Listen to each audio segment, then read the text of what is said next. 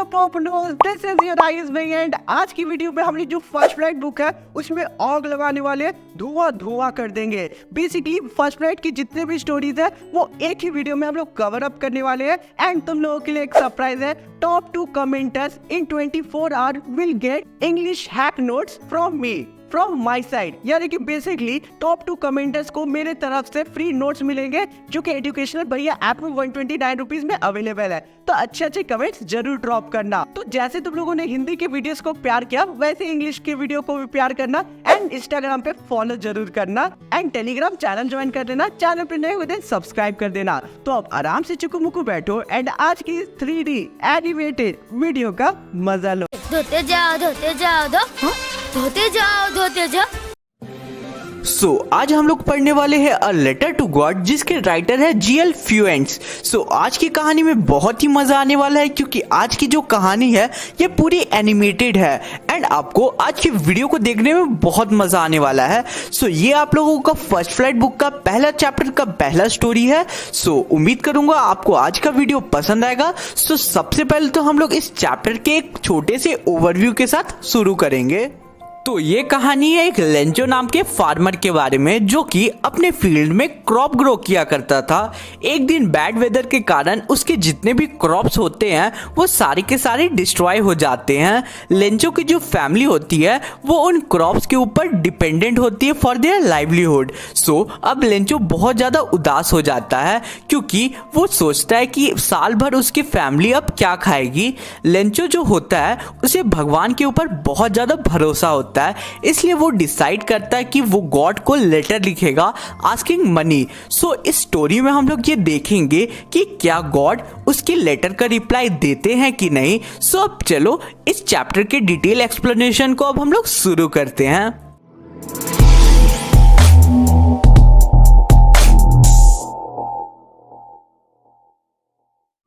Lencho का घर valleys में था जो कि एक अकेला घर था। उस वैली में उसके घर से रिवर और उसके फील्ड में हुए क्रॉप्स साफ साफ दिखते थे।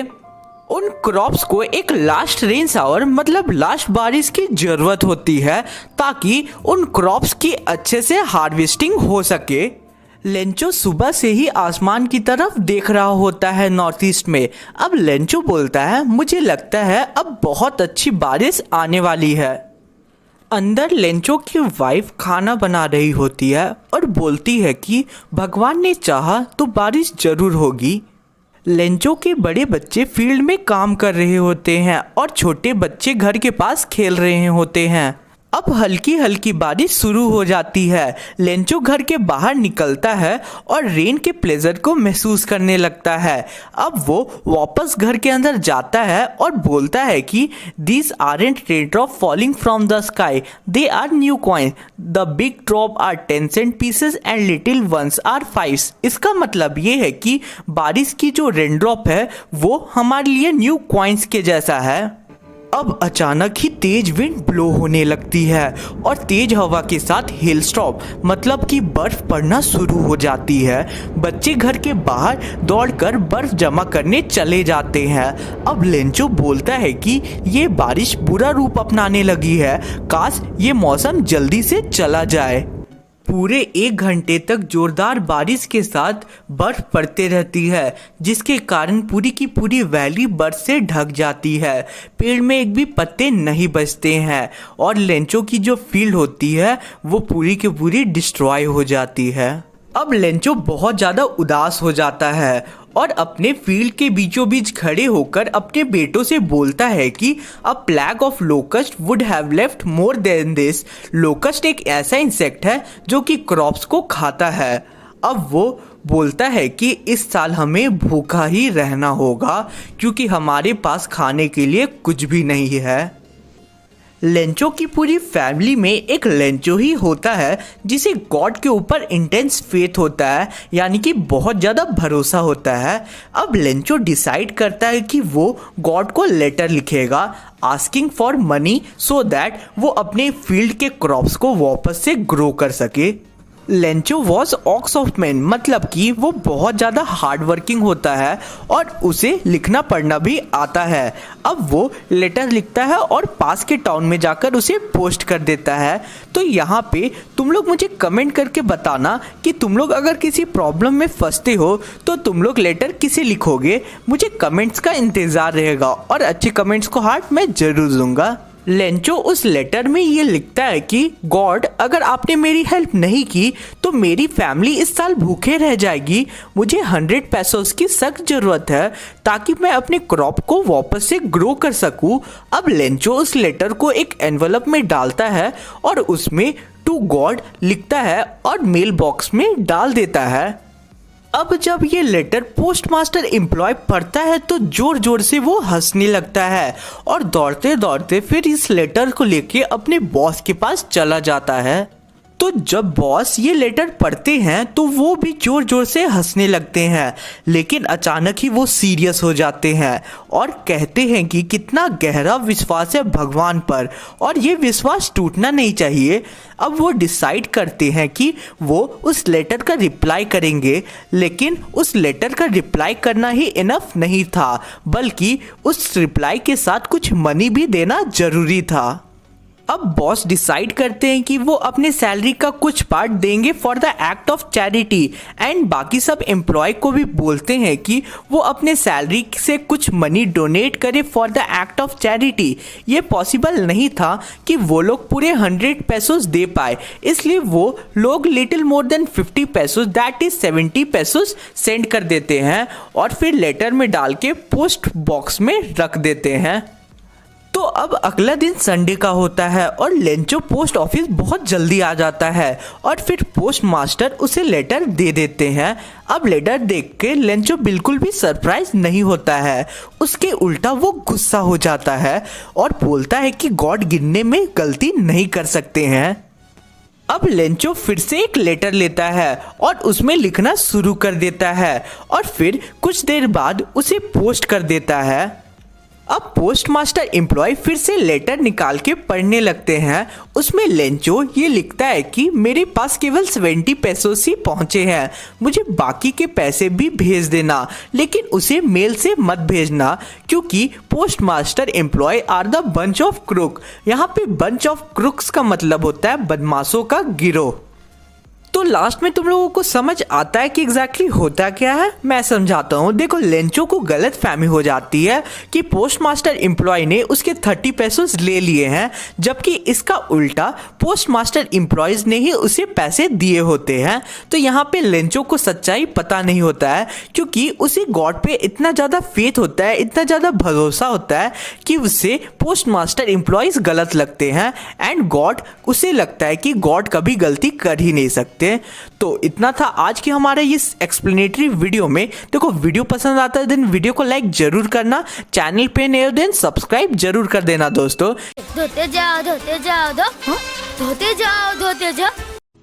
तो आज हम लोग पढ़ने वाले हैं Nelson Mandela long walk to freedom, जो कि तुम लोगों के क्लास 10th के फर्स्ट फ्लाइट बुक का चैप्टर नंबर 2 है। तो सबसे पहले तो हम लोगों को ये पता होना चाहिए कि नेल्सन मंडेला कौन थे। नेल्सन मंडेला साउथ अफ्रीका के पहले ब्लैक प्रेसिडेंट थे जिन्होंने अपने 30 साल जेल में बिताए ताकि साउथ अफ्रीका को इंडिपेंडेंस मिल सके। तो हमारा ये जो स्टोरी है ये एक ऑटोबायोग्राफी है जिसे खुद नेल्सन मंडेला ने अपने हाथों से लिखा है। इस स्टोरी में नेल्सन मंडेला बताते हैं कि वो दिन कैसा था जिस दिन वो प्रेसिडेंट बन रहे थे। तो ये जो स्टोरी है ये स्टूडेंट्स को काफ़ी बोरिंग लगती है, लेकिन एनिमेशन के द्वारा तुम लोगों को ये स्टोरी काफ़ी अच्छी लगेगी। तो वीडियो को पूरा एंड तक जरूर देखना। तो अब चलो हम लोग शुरू करते हैं इस चैप्टर के एक्सप्लेनेशन को। नेल्सन मंडेला चैप्टर को स्टार्ट करते हुए ये बोलते हैं कि 10th में 1994 एक नया सवेरा लेकर आया था, एकदम bright and clear for all the south Africans. अब मंडेला कहते हैं कि उन्हें रिस्पेक्ट एंड ऑनर देने के लिए लोग सुबह से ही आने लगे थे। पूरे वर्ल्ड के बड़े बड़े पॉलिटिशियन एंड रिच पीपल वहां आए थे ताकि वो इनॉग्रेशन को रिस्पेक्ट दे सके।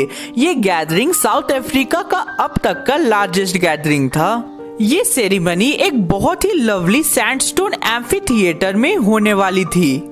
पिछले कई डिकेड्स तक व्हाइट्स ने ब्लैक पे रूल किया, लेकिन आज ये प्लेस रेनबो जैसा दिख रहा होता है क्योंकि यहाँ पे अलग अलग कलर के लोग और अलग अलग नेशन के लोग आए होते हैं, क्योंकि साउथ अफ्रीका में पहली बार एक नॉन रेशियल गवर्नमेंट फॉर्म हो रही होती है। अब नेल्सन मंडेला बोलते हैं कि वो एक लवली सा ऑटम का दिन था और उनके साथ उनकी बेटी जेनानी भी थी। सबसे पहले मिस्टर डी क्लर्क को सेकंड डेप्यूटी प्रेसिडेंट बनाया गया और उसके बाद थाबो एम्बेकी को फर्स्ट डेप्यूटी प्रेसिडेंट बनाया गया एंड लास्टली नेल्सन मंडेला का टर्न आया। उन्होंने प्लेज लिया कि वो कॉन्स्टिट्यूशन एंड वहाँ के लोगों के लिए हमेशा समर्पित रहेंगे। अब साउथ अफ्रीका में कोई भी डिस्क्रिमिनेशन नहीं होगा और ना ही कंट्री में पॉवर्टी होगा। साउथ अफ्रीका में अब से कोई भी इलेक्शन के लिए खड़ा हो सकता है, चाहे वो व्हाइट्स हो या फिर ब्लैक्स हो। कुछ ही देर बाद साउथ अफ्रीका के फाइटर जेट्स हेलीकॉप्टर ऊपर आसमान में करतब दिखाते हैं और सोल्जर्स डिफरेंट फॉर्मेशन करते हैं और ये सभी चीजें केवल लॉयल्टी एंड पीस दिखाने का एक तरीका था। इसके कुछ देर पहले साउथ अफ्रीका के जनरल्स एंड पुलिस प्लेज लेते हैं कि वो इस न्यूली फॉर्म्ड गवर्नमेंट के प्रति हमेशा लॉयल रहेंगे। अब नेल्सन मंडेला ये कहते हैं कि जो लोग उन्हें सैल्यूट कर रहे हैं वही लोग उन्हें कुछ दिन पहले अरेस्ट किया करते थे। अब कुछ ही देर बाद एक इम्फाला जेट आसमान में red, black, green, blue and golden smoke छोड़ता है और ये साउथ अफ्रीका के फ्लैग्स को डिनोट करता है। इस दिन साउथ अफ्रीका में दो नेशनल एंथम गाए जाते हैं। व्हाइट्स अपना नेशनल एंथम नकोसी सिकले आई अफ्रीका गाते हैं एंड ब्लैक डाई स्टेम गाते हैं। अब मंडेला कहते हैं कि इनॉग्रेशन के दिन उन्हें अपनी साउथ अफ्रीका का पास्ट याद आ रहा था कि कैसे 20th सेंचुरी में एंग्लो वॉर हुआ जिसमें व्हाइट्स ने ब्लैक पे विक्ट्री हासिल कर ली और अपने रूल्स एंड रेगुलेशन इम्पोज कर दिया उनके खुद के लैंड एंड कंट्री में। इसके वजह से एक ऐसी सोसाइटी बनी जो कि बहुत ही ज्यादा क्रूएल एंड हार्श थी, लेकिन 20th सेंचुरी के एंड तक सारे हार्श लॉस को खत्म कर दिया गया और एक नई साउथ अफ्रीका का जन्म हुआ। इस नई साउथ अफ्रीका के लिए थाउजेंड्स ऑफ पीपल ने अपने लाइफ को खो दिया। इस अपार्थेड की पॉलिसी ने सोसाइटी पे बहुत ही गहरी और लंबी चोट दी है जिसे भूल पाना बहुत ही ज्यादा मुश्किल होगा। Oliver Tambos, the Walter, the chief Luthulis, the Yusuf Dadoos, the Bram Fischer, the Robert, इन सब लोगों के चलते आज साउथ अफ्रीका एक इंडिपेंडेंट कंट्री है और इन सभी के योगदान के बिना ये पॉसिबल नहीं हो पाता। अब मंडेला कहते हैं कि साउथ अफ्रीका में abundance of minerals and James है, लेकिन अच्छे से देखा जाए तो असली वेल्थ हमारी कंट्री के वो लोग हैं जिन्होंने साउथ अफ्रीका में अपार्थेड हटाने के लिए अपनी जान को खो दिया। लाइफ में हर ह्यूमन की दो ऑब्लिगेशन होती है, पहला अपनी फैमिली के लिए, दूसरा अपनी कंट्री के लिए। उस समय साउथ अफ्रीका में कोई भी ब्लैक अच्छी लाइफ जीने की कोशिश करता तो उसे टॉर्चर किया जाता था और उसे अलग कर दिया जाता था। शुरुआत में नेल्सन मंडेला अपनी फैमिली को बहुत ज्यादा प्रायोरिटी देते थे, लेकिन उन्होंने ये रियलाइज किया कि अगर वो अपनी कंट्री के लोगों के तरफ ध्यान देते हैं तो वो अपनी फैमिली के प्रति ऑब्लिगेशन पूरी नहीं कर पाएंगे। इसे जानते हुए भी नेल्सन मंडेला अपनी कंट्री के लिए लड़ते हैं एंड वो अपनी फैमिली से ऊंचा अपनी कंट्री को रखते हैं। जब मंडेला का जन्म हुआ तो वो फ्री थे और कुछ भी कर सकते थे। उन्हें लगता था कि उनके ऊपर कोई भी रेस्ट्रिक्शन नहीं है, लेकिन जब वो थोड़े बड़े हो जाते हैं और उन्हें ये रियलाइज होता है कि वो फ्री नहीं थे, तब उनके अंदर की फ्रीडम की भूख जागती है और जब वो पूरे तरीके से यंग हो जाते हैं तो उन्हें ये रियलाइज होता है कि उनकी फैमिली एंड सारे ब्लैक्स के ऊपर बहुत सारी रिस्ट्रिक्शंस है। अब Nelson Mandela African national Congress join करते हैं और अपनी कंट्री के पीपल के लिए लड़ना शुरू कर देते हैं और लास्टली नेल्सन मंडेला ये कहते हैं कि वो इंसान जो ऑपरेस हो रहा है या फिर जो ऑपरेस कर रहा है दोनों ही इनह्यूमन होते हैं एंड दोनों में इनह्यूमैनिटी होती है। तो इसी के साथ आज का हमारा ये वीडियो कंप्लीट होता है। धोते जाओ धोते जाओ धोते जाओ धोते जाओ। ओ पाजी, तुम कौन से जानवर हो जिसकी लोग इतने फोटो खींच रहे हैं? तुम मुझे नहीं जानते हो, मैं हूँ ऑटर। ओ पाजी, समझ गया, तुम एक कुत्ता हो। नहीं। तो क्या तुम एक बिल्ली हो? नहीं नहीं। अच्छा, तो तुम एक चूहे होगे। पाजी इधर आना जरा, तुमसे कुछ बात करनी है साइड में। मुझे पता है कि तुम लोगों में से 99% लोगों को मेरे बारे में पता नहीं होगा। कोई बात नहीं, आयुष भैया तुम्हें इस चैप्टर में मेरे बारे में बहुत कुछ बताएंगे। तो आज हम लोग पढ़ने वाले हैं तुम्हारी फर्स्ट फ्लाइट बुक का चैप्टर नंबर 8, जिसका नाम है मिचबिल द ऑटर, एंड इसे लिखने का कष्ट किया है केविन मैक्सवेल ने। सो इस वीडियो का एक सीक्रेट बताऊं तुम लोगों को, किसी को बताना मत। इस वीडियो के एंड में मैं तुम लोगों को इस चैप्टर से बहुत ही इंपॉर्टेंट क्वेश्चंस दूंगा जो तुम्हारे एग्जाम्स में भी आ सकते हैं, इसलिए वीडियो को पूरा एंड तक जरूर देखना। सो अब आराम से चुकमुकु बैठो एंड आज के एनिमेटेड वीडियो का मजा लो। चलो आज की वीडियो को शुरू करते हैं।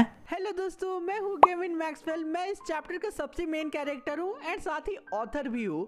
एंड मैं तुम लोगों को ये जो कहानी सुनाऊंगा ना, ये मेरी लाइफ से होगा। तो हमारे ऑथर गेविन मैक्सवेल स्कॉटलैंड के वेस्ट हाईलैंड में रहते थे, जिसे केमिसफर्ना के नाम से जाना जाता है।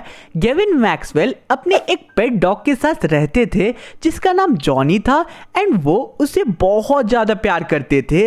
एक दिन जॉनी की डेथ हो जाती है। मैक्सवेल एक नए डॉग को पालने के बारे में सोचकर ही बहुत उदास हो जाया करते थे, लेकिन बिना पेट के वो बहुत लोनली फील करने लगे थे। तो आखिर क्या जो हमारे ऑथर है वो नया पेट पालेंगे एंड नया पेट भी पालेंगे, तो वो कौन सा पेट होगा एंड कैसे वो पेट को पालेंगे, यही हम लोग इस चैप्टर में पढ़ेंगे।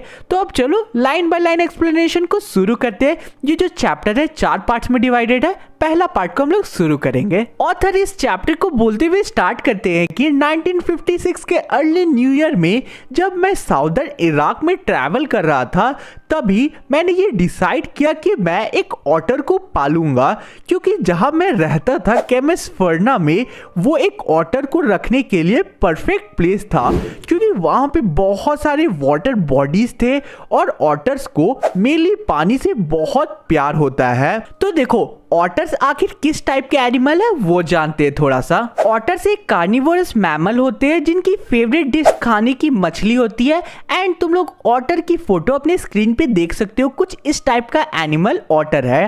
अब हम लोग आगे बढ़ते हैं। तो जब ये बात मैक्सवेल अपने फ्रेंड को बताते हैं तो वो बहुत ही कैजुअली रिप्लाई करता है, एक ऑटर तुम्हें टिग्रेस मार्सेस पे इजीली मिल जाएगा एंड वो वहां पे मॉस्किटोज के जैसे कॉमन है एंड अरब के लोग उन्हें पालते हैं। अब आगे हमें चैप्टर में बताया जा रहा कि ऑथर और उनके फ्रेंड बसरा जा रहे होते एक इंपॉर्टेंट मेल को कलेक्ट करने जो यूरोप से आने वाला था। वहां कंसुलेट जनरल के ऑफिस में उनके फ्रेंड का मेल आ गया था, बट उनका मेल यानी कि ऑथर का मेल नहीं पहुंचा था वहां पे, इसलिए ऑथर वहीं रुक जाते हैं एंड उनके फ्रेंड वापस लौट जाते हैं। अब कुछ दिन जो ऑथर है वो बसरा ही में रुकते हैं एंड अब 5 दिन बाद मैक्सवेल का मेल आ जाता है। फाइनली वो मेल लेकर बेडरूम की तरफ चले जाते हैं ताकि वो आराम से उस मेल को पढ़ सके। जैसे ही वो रूम की तरफ जा रहे होते हैं, अब वो वहां देखते हैं कि 2 अरब के लोग फ्लोर में बैठे थे, एक बैग मतलब एक बोरे के साथ, और उस बोरे में बहुत ज्यादा मूवमेंट हो रहा था। अब वो मैक्सवेल को एक नोट देते हैं जो कि उनके फ्रेंड ने लिखा था। उसमें लिखा था कि हियर इज योर ऑटर। यार दोस्त हो तो ऐसे देख रहे हो ना, गेविन मैक्सवेल के फ्रेंड ने तो सीधा एक ऑटर गिफ्ट कर दिया उन्हें। यार तुम लोग भी तो मेरे दोस्त के जैसे ही हो, तो एक बात बताओ, अगर तुम सभी मिलके हमारे चैनल को सब्सक्राइब कर लोगे तो चैनल कुछ ही टाइम में कितना बड़ा हो जाएगा, इमेजिन करो। तो यार सब्सक्राइब करो एंड वीडियो को ज़्यादा से ज़्यादा अपने दोस्तों से शेयर करो। चलो आगे बढ़ते हैं एंड पार्ट 2 को शुरू करते हैं। उस बोरे के खुलने के साथ ही गेविन मैक्सवेल के लाइफ का एक न्यू फेज शुरू हो गया था। अब वो ऑटर उस सैक मतलब उस बोरे से बाहर निकलता है। वो एक छोटा सा ड्रैगन के जैसा दिख रहा था। उस ऑटर के हेड से लेकर टिप ऑफ द टेल तक सिमेट्रिकल पॉइंटेड स्केल्स थे जो कि मड से भरे हुए थे, यानी कि मड से लिपटा हुआ था पूरा ऑटर। अब ऑथर कहते हैं कि मुझे उस ऑटर के रियल कलर को देखने के लिए 1 महीना लग जाता है। ऑथर इस ऑटर को मिजबिल नाम दे देते हैं। पहले के टाइम में जो जूलॉजिस्ट थे उन्हें ऑटर की स्पीसीज के बारे में ज़्यादा कुछ पता नहीं था। फिर उन्होंने धीरे धीरे उस स्पीसीज के बारे में जाना एंड उनका नाम दिया लूथ्रोगाले परस्पिसिलाटा एंड ये उसका साइंटिफिक नेम था, लेकिन ऑथर उसे प्यार से मिज कह के पुकारा करते थे। पहले 24 घंटे तक मिजबिल ना ही हॉस्टाइल मतलब अनफ्रेंडली था ना ही फ्रेंडली था। वो बेड से जितना दूर हो सके उतना दूर जाकर सो जाता है। सेकेंड नाइट मिजबिल मैक्सवेल के बेड पर आकर उनके पैरों के पास सो जाता है और वो तब तक नहीं उठता है जब तक मॉर्निंग में सर्वेंट्स टी लेकर नहीं आते थे। अब मिजबिल अपने सराउंडिंग्स में इंटरेस्ट दिखाना शुरू कर देता है। ऑथर मिजबिल के लिए एक बेल्ट बनाते हैं और फिर उसे बाथरूम ले जाते हैं। मिजबिल बाथरूम में पानी को देखकर बहुत ज़्यादा एक्साइटेड हो जाता है क्योंकि ऑटर्स मेनली पानी के एरिया में ही रहते हैं, इसलिए वो पानी में रोल करने लगता है और बहुत एंजॉय करता है। 2 दिन बाद से ही मिजबिल बेडरूम से भाग जाया करता था। जैसे ही मैक्सवेल बेडरूम में आते हैं तो मैक्सवेल ऑटर को बाथरूम की तरफ जाते हुए देखते हैं और वो जब बाथरूम में जाते हैं तो वो देखते हैं कि मिजबिल बाथटब के अंदर जो क्रोमियम टैप है उसे खोलने की कोशिश कर रहा होता है। अब मैक्सवेल ये देखकर अमेज्ड हो जाते हैं कि ऑटर उस टैप को थोड़ा सा खोल लेता है और फिर थोड़ा पानी गिरना शुरू हो जाता है। कुछ और कोशिशों के बाद वो पूरा टैप भी खोल लेता है और पानी फुल फ्लो में बहना शुरू हो जाता है उस टैप से। बहुत ही जल्द मिजबिल मैक्सवेल को हर जगह फॉलो करने लगा और मैक्सवेल भी उसे जब भी उसके नाम से बुलाते थे तो वो तुरंत ही आ जाया करता था। वो अपना पूरा दिन बॉल के साथ खेलने में बिता दिया करता था। मार्बल मिजबिल का फेवरेट टॉय था। अब चलो थर्ड पार्ट पे एंटर करेंगे जहां हम लोग देखेंगे कि जो ऑथर है उन्हें कौन सी परेशानी होती है मिजबिल से। बसरा में उनका दिन पीसफुली बीत रहा होता है, यानी कि ऑटर का यानी मिजबिल का एंड मैक्सवेल का अच्छे से दिन बीत रहा होता है। लेकिन ऑथर को इस बात की चिंता थी कि आखिर वो मिजबिल को इंग्लैंड और केमिसफर्ना कैसे ले जाएंगे। लंदन के ब्रिटिश एयरलाइन में एनिमल्स को प्लेन में ले जाना अलाउड नहीं था। मैक्सवेल दूसरी एयरलाइन में पहली फ्लाइट पेरिस की बुक करते हैं और फिर पेरिस से लंदन की फ्लाइट बुक करते हैं। उस फ्लाइट के कुछ रूल्स थे, जैसे मिजबिल को एक बॉक्स में बंद करके रखना होगा जो 18 इंच से बड़ा नहीं होना चाहिए और बॉक्स को फीट के पास ही रखना होगा। अब मैक्सवेल एक बॉक्स बनाते हैं और मिजबिल को 1 घंटे पहले ही उस बॉक्स में डाल देते हैं ताकि मिजबिल उस बॉक्स से यूज टू हो जाए। वो मिजबिल को बॉक्स में डालकर मील के लिए चले जाते हैं। अब वो मील करके आते हैं तो वो एक बहुत ही शॉकिंग सीन देखते हैं। जो बॉक्स था जिसमें मिजबिल को उन्होंने रखा था, उस बॉक्स के होल से ब्लड निकल रहा था। मैक्सवेल तुरंत ही बॉक्स को खोलते हैं और देखते हैं कि मिजबिल ने इतना मूवमेंट किया था बॉक्स के अंदर जिसकी वजह से मिजबिल के बॉडी से खून निकलने लगा था। मिजबिल बॉक्स से निकलकर ऑथर के पैरों को पकड़ लेता है एंड वहां जाके गिर जाता है। अब फ्लाइट का टाइम होने वाला था। फ्लाइट में 10 मिनट बचे थे।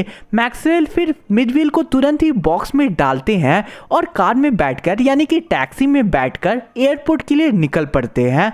कुछ ही देर में वो एयरपोर्ट पहुंचते हैं और एरोप्लेन में बैठ जाते हैं। लकीली उनका सीट सबसे आगे था। वो अब एयर होस्टेस को बुलाते हैं और फिश के टुकड़े को कूल प्लेस में स्टोर करने के लिए दे देते हैं जो उन्होंने मिजबिल के लिए लाया था। मैक्सवेल अब सारी इंसिडेंट जो आधे घंटे पहले मिजबिल के साथ हुआ था वो एयर होस्टेस को बता देते हैं ताकि आगे कोई भी प्रॉब्लम हो तो वो उनकी हेल्प कर दे। मैक्सवेल कहते हैं कि एयर होस्टेस बहुत ही ज़्यादा काइंड थी और वो मिजबिल को उनके नी पर रखने का एडवाइस भी देती है। अब कुछ ऐसा होता है जिसके लिए मैक्सवेल बिल्कुल भी प्रिपेयर्ड नहीं थे। मिजबिल अब अचानक से ही बॉक्स से निकल जाता है और फ्लाइट में यानी कि एयरक्राफ्ट में गायब हो जाता है। फ्लाइट में अचानक ही चिल्लाने की आवाज आने लगती है। एक वुमेन जोर से चिल्लाती है, अ रैट। ऑथर मिजबिल को एक व्हाइट टर्बेंट इंडियन के पैरों के पास देखते हैं, यानी कि एक सरदार के पैरों के पास देखते हैं। एंड फिर वो उठने ही वाले होते हैं कि एयर होस्टेस उनके पास आती है, एक स्माइल पास करती है और बोलती है, मैं ऑटर को आपके पास ले आऊंगी, आप बैठे रहिए। मैक्सवेल मिजबिल को बैठे हुए ही इधर उधर ढूंढने की कोशिश करते हैं। अब अचानक वो अपने पैरों के पास मिजबिल को फील करते हैं। मिजबिल मैक्सवेल के पास खुद ही वापस आ जाता है। एंड यहाँ था हमारा पार्ट 3। अब हम लोग पार्ट 4 में एंटर करेंगे। उससे पहले यार तुम लोगों ने सब्सक्राइब किया चैनल को कि नहीं, एंड साथ ही में मुझे बताओ कि अभी तक तुम लोगों ने मुझे इंस्टाग्राम में फॉलो किया है कि नहीं। अगर इंस्टाग्राम चलाते हो देन फॉलो कर लेना, लिंक डिस्क्रिप्शन में गिवन है। चलो आगे बढ़ते हैं। अब मिजबिल और मैक्सवेल 1 महीने तक लंदन में ही रहते हैं। मिजबिल अलग अलग चीजों से दिन भर खेलते रहता था, जैसे कि ping pong ball, marbles, rubber, fruit etcetera. घर के बाहर मैक्सवेल मिजबिल को एक डॉग के जैसे एक्सरसाइज करवाया करते थे। अब मैक्सवेल कहते हैं कि मुझे नहीं लगता कि किसी भी लंदन के आदमी को पता होगा कि आखिर ऑटर कौन सा जानवर है। मिजबिल को देखकर लोग अलग अलग गेसेस करते थे, उससे मैं बहुत ज़्यादा सरप्राइज्ड हो जाता था। कुछ लोग कहते थे कि क्या ये जानवर एक बेबी सील है, कुछ कहते क्या ये एक स्क्विरल है, एक आदमी कहता है कि क्या ये एक वॉलरस है। और ये सुनकर मैं बहुत ज़्यादा हंसने लगता था। ऑथर जब मिजबिल को लेकर एक डॉग शो में जाते हैं तो उसके बाहर कोई कहता कि ये एक हिप्पो है, कोई कहता कि ये एक बियर कब है, कोई लेपर्ड कहता, और एक बंदा इसे ब्रोंटोसॉरस से कंपेयर कर देता है। क्या यार कैसे कैसे आदमी लोग होते हैं, ब्रोंटोसॉर से कंपेयर कर दिया। चलो अब आगे हम लोग पढ़ते हैं कि क्या होता है। अब एट द एंड एक लेबर जो एक होल डिग कर रहा था वो उन्हें यानी कि मैक्सवेल और मिजबिल को बहुत ही ध्यान से देखने लगता है और अचानक पूछता है, हे मिस्टर, आखिर वो चीज तुम्हारे साथ क्या है। सो गाइज इसी के साथ आज का हमारा ये पूरा चैप्टर कंप्लीट होता है। अब तुम्हारे स्क्रीन में जो इंपॉर्टेंट क्वेश्चंस दिख रहा है ये काफी ज्यादा इंपॉर्टेंट क्वेश्चंस है। अगर इसके आंसर चाहिए होगा देन टेलीग्राम ग्रुप ज्वाइन कर लेना, लिंक डिस्क्रिप्शन में गिवन है। धोते जाओ धोते जाओ धोते जाओ। तो आज हम लोग पढ़ने वाले हैं मैडम राइड्स द बस, जो कि तुम्हारी फर्स्ट फ्लाइट बुक का एक बहुत ही इंटरेस्टिंग सा स्टोरी है। चैप्टर थोड़ा सा लंबू है लेकिन बिल्कुल भी टेंशन नहीं लेना, मैं तुम लोगों को ऐसा एक्सप्लेन करूंगा चैप्टर को कि पता ही नहीं चलेगा कि टाइम कब बीत गया। तो इस स्टोरी में हम लोग सपनों के बारे में पढ़ेंगे कि कैसे एक छोटी सी बच्ची अपने एक छोटा सा ख्वाहिश को पूरा करती है। तो इस वीडियो का एक सीक्रेट बताऊं तुम लोगों को, किसी को बताना मत। वीडियो के एंड में मैं तुम लोगों को बहुत ही इंपॉर्टेंट क्वेश्चंस दूंगा जो एग्जाम के पर्सपेक्टिव से काफी ज्यादा इंपॉर्टेंट है, इसलिए वीडियो को पूरा एंड तक जरूर देखना। तो अब आराम से चुकू बैठो एंड आज के इस 3D एनिमेटेड वीडियो का मजा लो।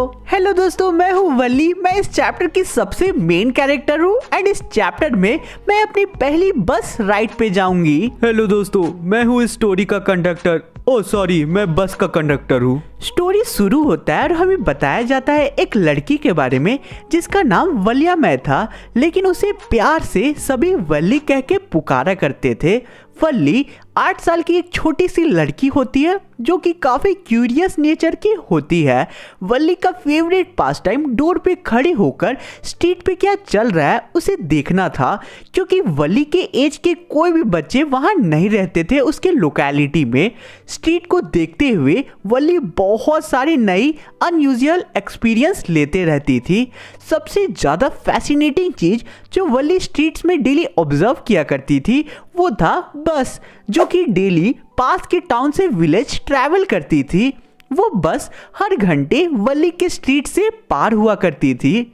वल्ली अब बोलती है, जब भी हर बार बस न्यू पैसेंजर से भरकर आया करती थी तो ये देखकर मुझे एक अनएंडिंग जॉय हुआ करता था।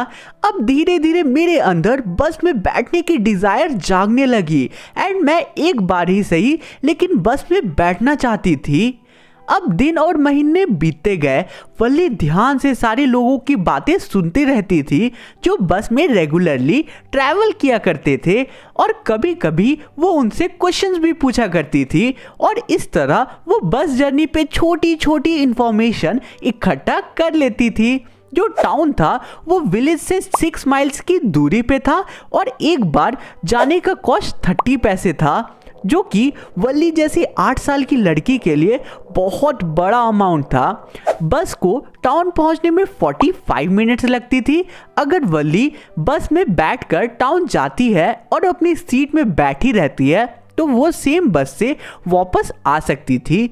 वल्ली सोचती है कि अगर वो 1 बजे दोपहर में निकलती है तो 1:45 तक वो टाउन पहुंच जाएगी, और फिर 2:45 PM तक दोबारा वो घर अपने विलेज रिटर्न हो जाएगी। वल्ली बहुत दिनों तक प्लानिंग करती है और अपने पैसों को थोड़ा थोड़ा करके बचाती है, और टोटल जब उसके पास 60 पैसे जमा हो जाते हैं तब वो तैयार हो जाती है अपने फर्स्ट बस राइड के लिए। सो मेरे पोपलूज, अब तुम लोग मुझे कमेंट करके बताओ कि क्या तुम लोगों की भी ऐसी कोई ड्रीम है जो तुम्हें पूरा करना है।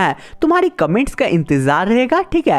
एंड अभी तक अगर तुम लोगों ने मुझे इंस्टा पे फॉलो नहीं किया देन फॉलो कर लेना, लिंक डिस्क्रिप्शन में गिवन है, और चैनल पे नए हो देन सब्सक्राइब कर देना। चलो आगे बढ़ते हो यारो। अब एक स्प्रिंग के दिन दोपहर के टाइम पे जब वल्ली की मदर सोई हुई थी तब वल्ली घर से निकलती है।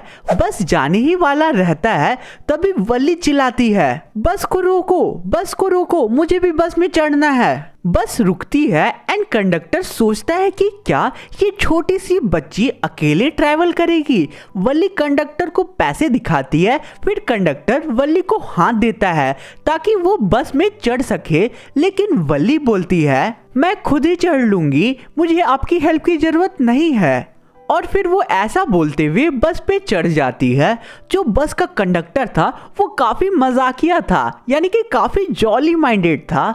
कंडक्टर वल्ली को बस के सबसे आगे वाली सीट दे देता है। बस में उस टाइम पे 6 से 7 पैसेंजर्स थे और वो वल्ली एंड कंडक्टर पे हंस रहे थे। अब कंडक्टर मजाक करते हुए वल्ली से कहता है, क्या हम आगे बढ़ सकते हैं मैडम? ये बोलते हुए वो सीटी मारता है एंड बस चल पड़ती है एंड हमारी वल्ली अपनी पहली बस राइड पे निकल पड़ती है। जो बस था वो नया था, सीट के सामने एक क्लॉक भी थी और उस बस का सीट बहुत ही ज्यादा सॉफ्ट था। वल्ली अब बाहर का व्यू देखने के लिए सीट पे खड़ी हो जाती है क्योंकि जो विंडो था वो वल्ली के हिसाब से थोड़ा हाइट पे था। मैं विंडो के बाहर एक नैरो रोड देखती हूँ जिसके एक साइड पे कैनाल थी और दूर में मैं palm trees, grassland, mountains and blue sky देखती हूँ। रोड की दूसरी तरफ मैं एकर्स ऑफ ग्रीन फील्ड देखती हूँ और ये सब मुझे बहुत ही ज्यादा वंडरफुल लग रहा होता है उस टाइम पे। अब अचानक वल्ली को एक आवाज सुनाई देती है, सुनो बच्ची, तुम्हें इस तरह सीट पे खड़ा नहीं होना चाहिए, आराम से बैठ जाओ। वल्ली ऐसा सुनते ही सीट पे दोबारा बैठ जाती है और सीट पे बैठे हुए वो देखती है कि आखिर उसे ऐसा किसने कहा। वो देखती है कि एक बूढ़े आदमी ने उसे ऐसा कहा और वो वल्ली के लिए कंसर्न था कि कहीं वो सीट से गिर ना जाए।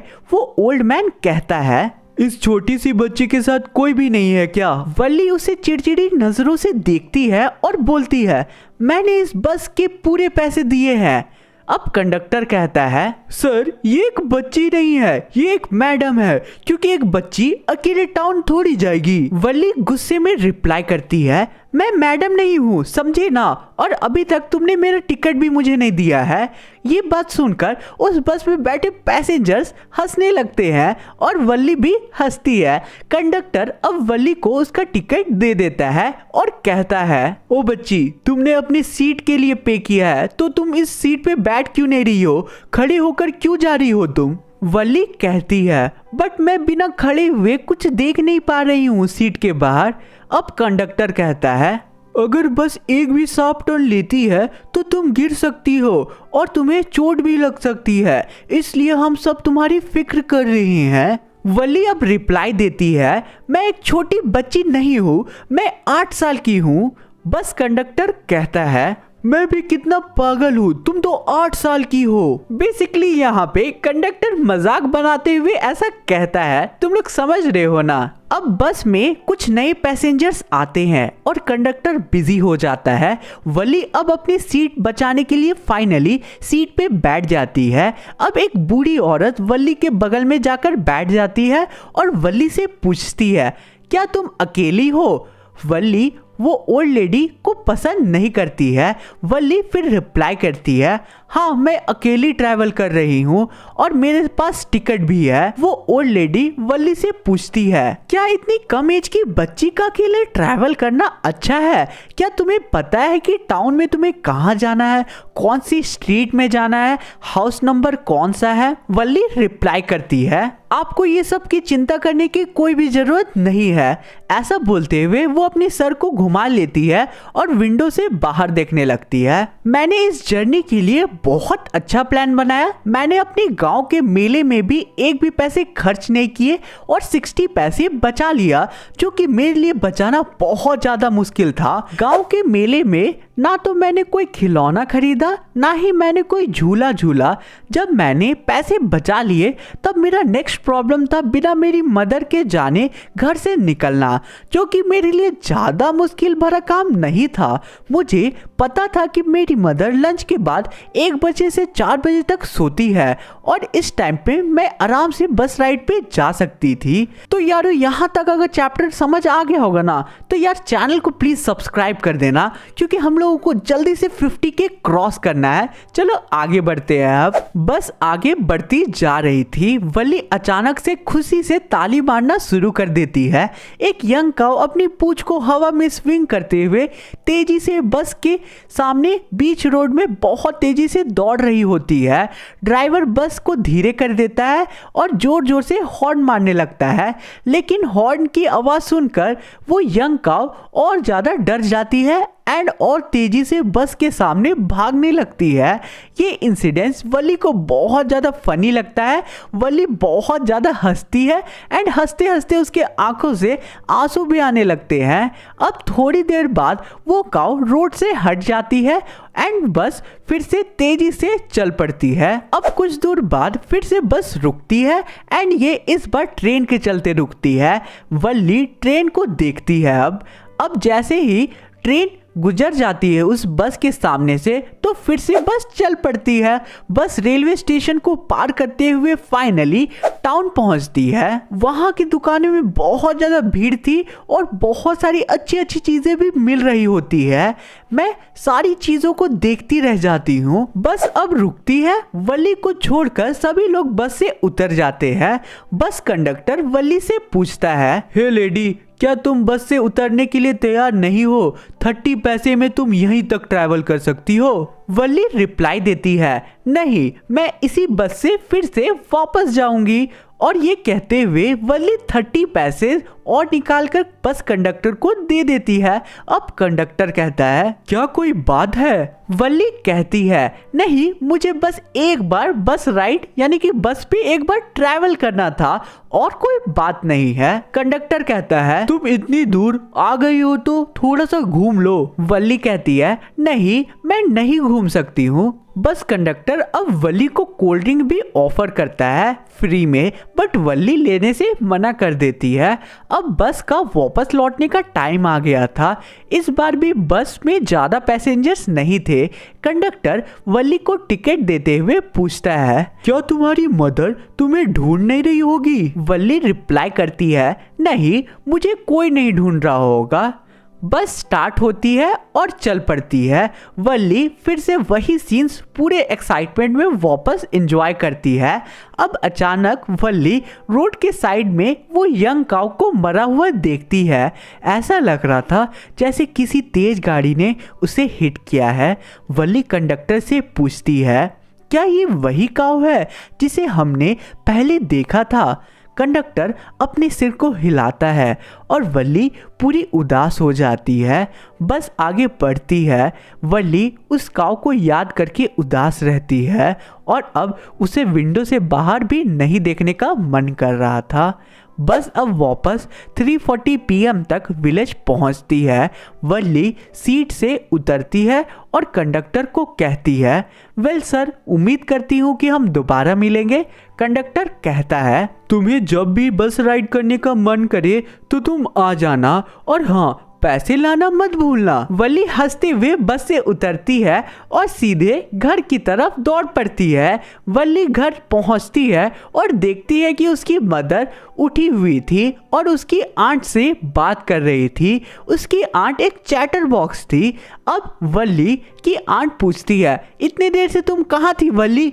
वल्ली ये सुनती ही जस्ट स्माइल करती है एंड वहां से भाग जाती है। अब मीनवाइल वल्ली की मॉम एंड उसकी आंट अपनी बातों को कंटिन्यू करते हैं और वो दोनों बात कर रहे होते हैं कि ये जो वर्ल्ड है इसमें बहुत सारी ऐसी बातें हैं जिसके बारे में हम लोग नहीं जान सकते हैं, और जान भी लेते हैं तो समझ नहीं सकते हैं।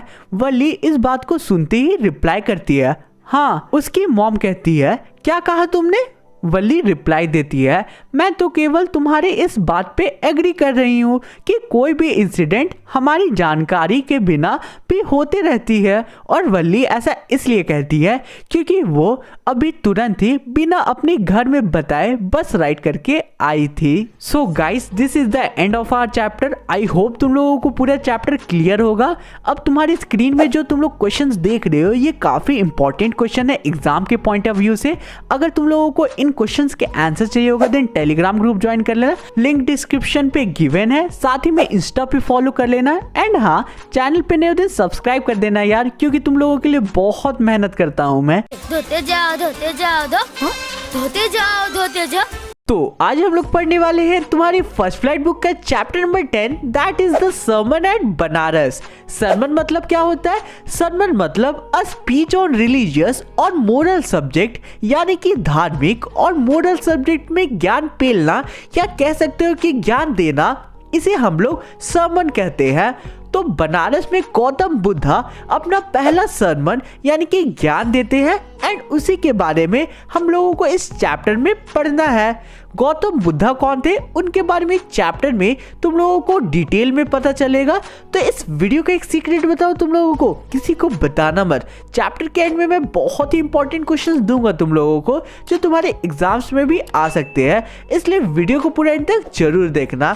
तो अब आराम से चुकमुकु बैठो एंड आज की इस एनिमेटेड वीडियो का मजा लो। गौतम बुद्धा अपनी लाइफ को एज अ प्रिंस स्टार्ट करते हैं नॉर्दर्न इंडिया में, और स्टार्टिंग में वो सिद्धार्थ गौतम के नाम से जाने जाते थे।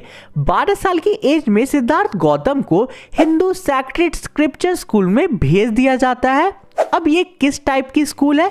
बेसिकली यहाँ पे हिंदू धर्म के बारे में सिखाया और पढ़ाया जाता था। अब 4 साल बाद वो अपने राज्य एक प्रिंसेस से शादी करने के लिए लौटते हैं।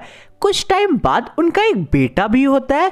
फिर वो लोग 10 साल तक अपनी रॉयल जिंदगी बिताते हैं हंसी खुशी। 25 साल की एज तक गौतम बुद्धा को दुनिया की सफरिंग से बचा कर रखा जाता है। मतलब उनकी फैमिली कभी भी बुद्धा को दुनिया में कितना दुख है, बीमारी है, डेथ है, इन सब चीजों के बारे में नहीं पता चलने देते हैं। लेकिन एक दिन जब सिद्धार्थ गौतम हंटिंग पे जाते हैं तो वो सबसे पहले एक बीमार आदमी को देखते हैं, फिर एक बूढ़े आदमी को देखते हैं, उसके बाद वो एक फ्यूनरल प्रोसेशन को देखते हैं। यानी कि ये एक ऐसा प्रोसेशन रहता है जहां पे एक डेड बॉडी को जलाया जाता है, ठीक है, तो इसी को फ्यूनरल प्रोसेशन कहते हैं। तो वो उसे देखते हैं एंड फाइनली वो एक मॉन्क को देखते हैं, यानी कि एक पंडित को देखते हैं जो कि भीख मांग रहा होता है। ये सारे इंसिडेंट्स के वजह से बुद्धा बहुत ज़्यादा डिस्टर्ब्ड हो जाते हैं और उसी टाइम अपनी फैमिली किंगडम को छोड़ के एनलाइटमेंट की खोज में निकल पड़ते हैं। एनलाइटमेंट मतलब क्या होता है? The process of gaining high spiritual knowledge.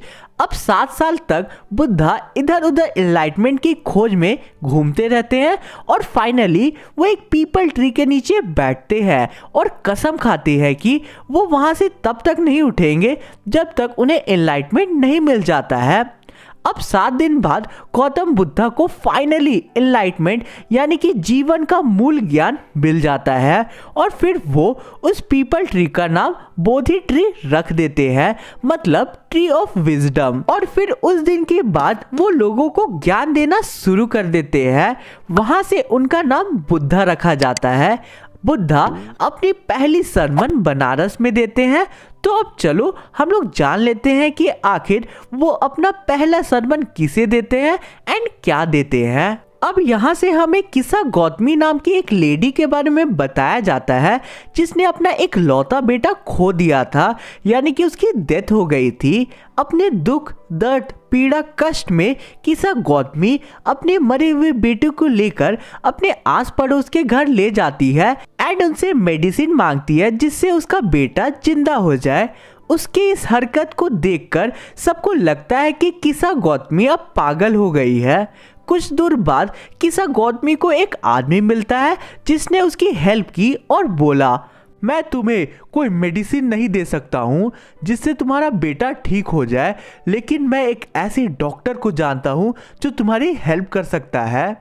किसा गौतमी बोलती है, सर प्लीज बताओ वो कौन है। अब वो आदमी रिप्लाई देता है, तुम्हें गौतम बुद्धा के पास जाना चाहिए। किसा गौतमी अब बुद्धा के पास चली जाती है और बोलती है, लॉर्ड मास्टर प्लीज़ मेरी हेल्प कीजिए, मुझे ऐसी मेडिसिन दीजिए जिससे मेरा बेटा ठीक हो जाए। बुद्धा रिप्लाई करते हैं, मुझे तुम एक मुट्ठी सरसों के सीड्स ला कर दो। ये बात सुनकर किसा खुश हो जाती है एंड प्रॉमिस कर देती है कि वो ये जरूर करेगी, लेकिन बुद्धा उसमें ऐड ऑन करते हैं और बोलते हैं, ये मस्टर्ड सीड्स तुम्हें ऐसे घर से लेकर आना होगा जिस घर में किसी ने अपने बेटे को, ना ही पति को, ना ही पेरेंट्स को या फिर कोई दोस्त को नहीं खोया हो, यानी कि उस घर में कोई भी दुख, दर्द, कष्ट ना हो। गरीब किसा गौतमी एक घर से दूसरे घर घूमती है मस्टर्ड सीड्स के लिए एंड सभी अग्री भी कर देते थे मस्टर्ड सीड देने के लिए, लेकिन जब भी वो पूछा करती थी कि क्या आपके घर में बेटा, बेटी, पति, मम्मी, पापा या किसी को आपने खोया है, तो हर घर से यही रिप्लाई आता था कि उस बुरे समय की याद मत दिलाओ तुम, यहाँ जिंदा तो बहुत कम है, मरे ज्यादा है। ऐसा एक भी घर किसा को नहीं मिला जहाँ किसी ने अपने लव्ड वंस को ना खोया हो। अब किसा गौतमी बहुत ही ज्यादा होपलेस हो जाती है और एक जगह बैठकर सिटी के लाइट की तरफ ध्यान से देखने लगती है जो फ्लिकर कर रहा था, यानी ऑन ऑफ हो रहा था। अब अचानक से सारी लाइट ऑफ हो जाती है सिटी की एंड अंधेरा हो जाता है सब जगह पे। यहाँ इस पॉइंट पे किसा के मन में एक बात हिट होती है और वो सोचती है, मैं कितनी सेल्फिश हो गई थी अपने पेन और ग्रीफ में, मैं ये कैसे भूल गई कि डेथ कॉमन है सभी जगह पे। हर किसी को तो डेथ एक ना एक दिन फेस करना ही है, चाहे मैं हूँ या कोई और है, लेकिन एक ऐसा रास्ता है इस दुख की वैली में जिससे कोई भी इमॉर्टल बन सकता है, यानी कि अमर बन सकता है, और वो रास्ता है अपनी सेल्फिशनेस को सरेंडर कर देना। बुद्धा अब चैप्टर में हमें मूल ज्ञान देते हैं और बोलते हैं, हमारा जो लाइफ है वो मुसीबतों से, दुख, दर्द से भरा है। ऐसा कोई भी रास्ता नहीं है जिसका भी इस दुनिया में बर्थ हुआ है वो अपनी डेथ को अवॉइड कर पाए जब वो बूढ़ा हो जाता है। जैसे एक पका हुआ फल कभी भी गिरने के डेंजर में रहता है, वैसे ही हमारा लाइफ है जो कभी भी खत्म हो सकता है। जो हमारा लाइफ है वो अर्दन पॉट के जैसा है जो कभी भी नीचे गिर के टूट सकती है। आदमी यंग हो या बूढ़ा हो, चालाक हो या बुद्धू हो, अमीर हो या गरीब हो, सभी की डेथ एक ना एक दिन होनी है। एक फादर अपने सन को मरने से नहीं बचा सकता है और किन्समैन यानी कि रिलेटिव्स अपने रिलेशन वालों को मरने से नहीं बचा सकते हैं। और ये इस सृष्टि का यानी कि इस वर्ल्ड का हार्श रियलिटी है जिसे हम सबको एक्सेप्ट करना चाहिए। दुखी होने से, रोने से कोई भी पीस को प्राप्त नहीं कर सकता है। इसका उल्टा, इससे बस हमारी बॉडी को तकलीफ पहुंचती है। पीस को ऑब्टेन करने का बस एक ही रास्ता है, वो है अपने दुख को भूल जाना। अब चैप्टर खत्म करते हुए बुद्धा एक दिल को छू जाने वाली बात करते हैं और बोलते हैं, ऐसा व्यक्ति जिसने अपने सभी प्रकार के दुखों पर काबू पा लिया है वो सभी प्रकार के दुखों से विमुक्त हो जाएगा और भगवान का आशीर्वाद प्राप्त कर लेगा। तो आज का हमारा ज्ञान वाला चैप्टर कंप्लीट होता है। इस ज्ञान के बदले बस चैनल को सब्सक्राइब कर देना, इंस्टा पे फॉलो कर लेना, टेलीग्राम को ज्वाइन कर लेना। अब तुम्हारी स्क्रीन पे जो इम्पोर्टेंट क्वेश्चन है ये बहुत ही इंपॉर्टेंट क्वेश्चंस है एंड ये सारे क्वेश्चंस तुम्हारे एग्जाम्स में भी मोस्ट प्रोबेबली आ सकते हैं, नहीं भी आ सकते हैं, लेकिन इन क्वेश्चन को अगर अच्छे से प्रैक्टिस कर लोगे देन तुम लोगों को जो क्वेश्चंस एग्जाम्स में आएंगे उसे सॉल्व करने में बहुत ही ज़्यादा आसानी होगी। अगर तुम लोगों को आंसर चाहिए होगा देन टेलीग्राम ग्रुप ज्वाइन कर लेना, वहाँ मैं पीडीएफ के फॉर्म में इनके आंसर प्रोवाइड कर दूंगा।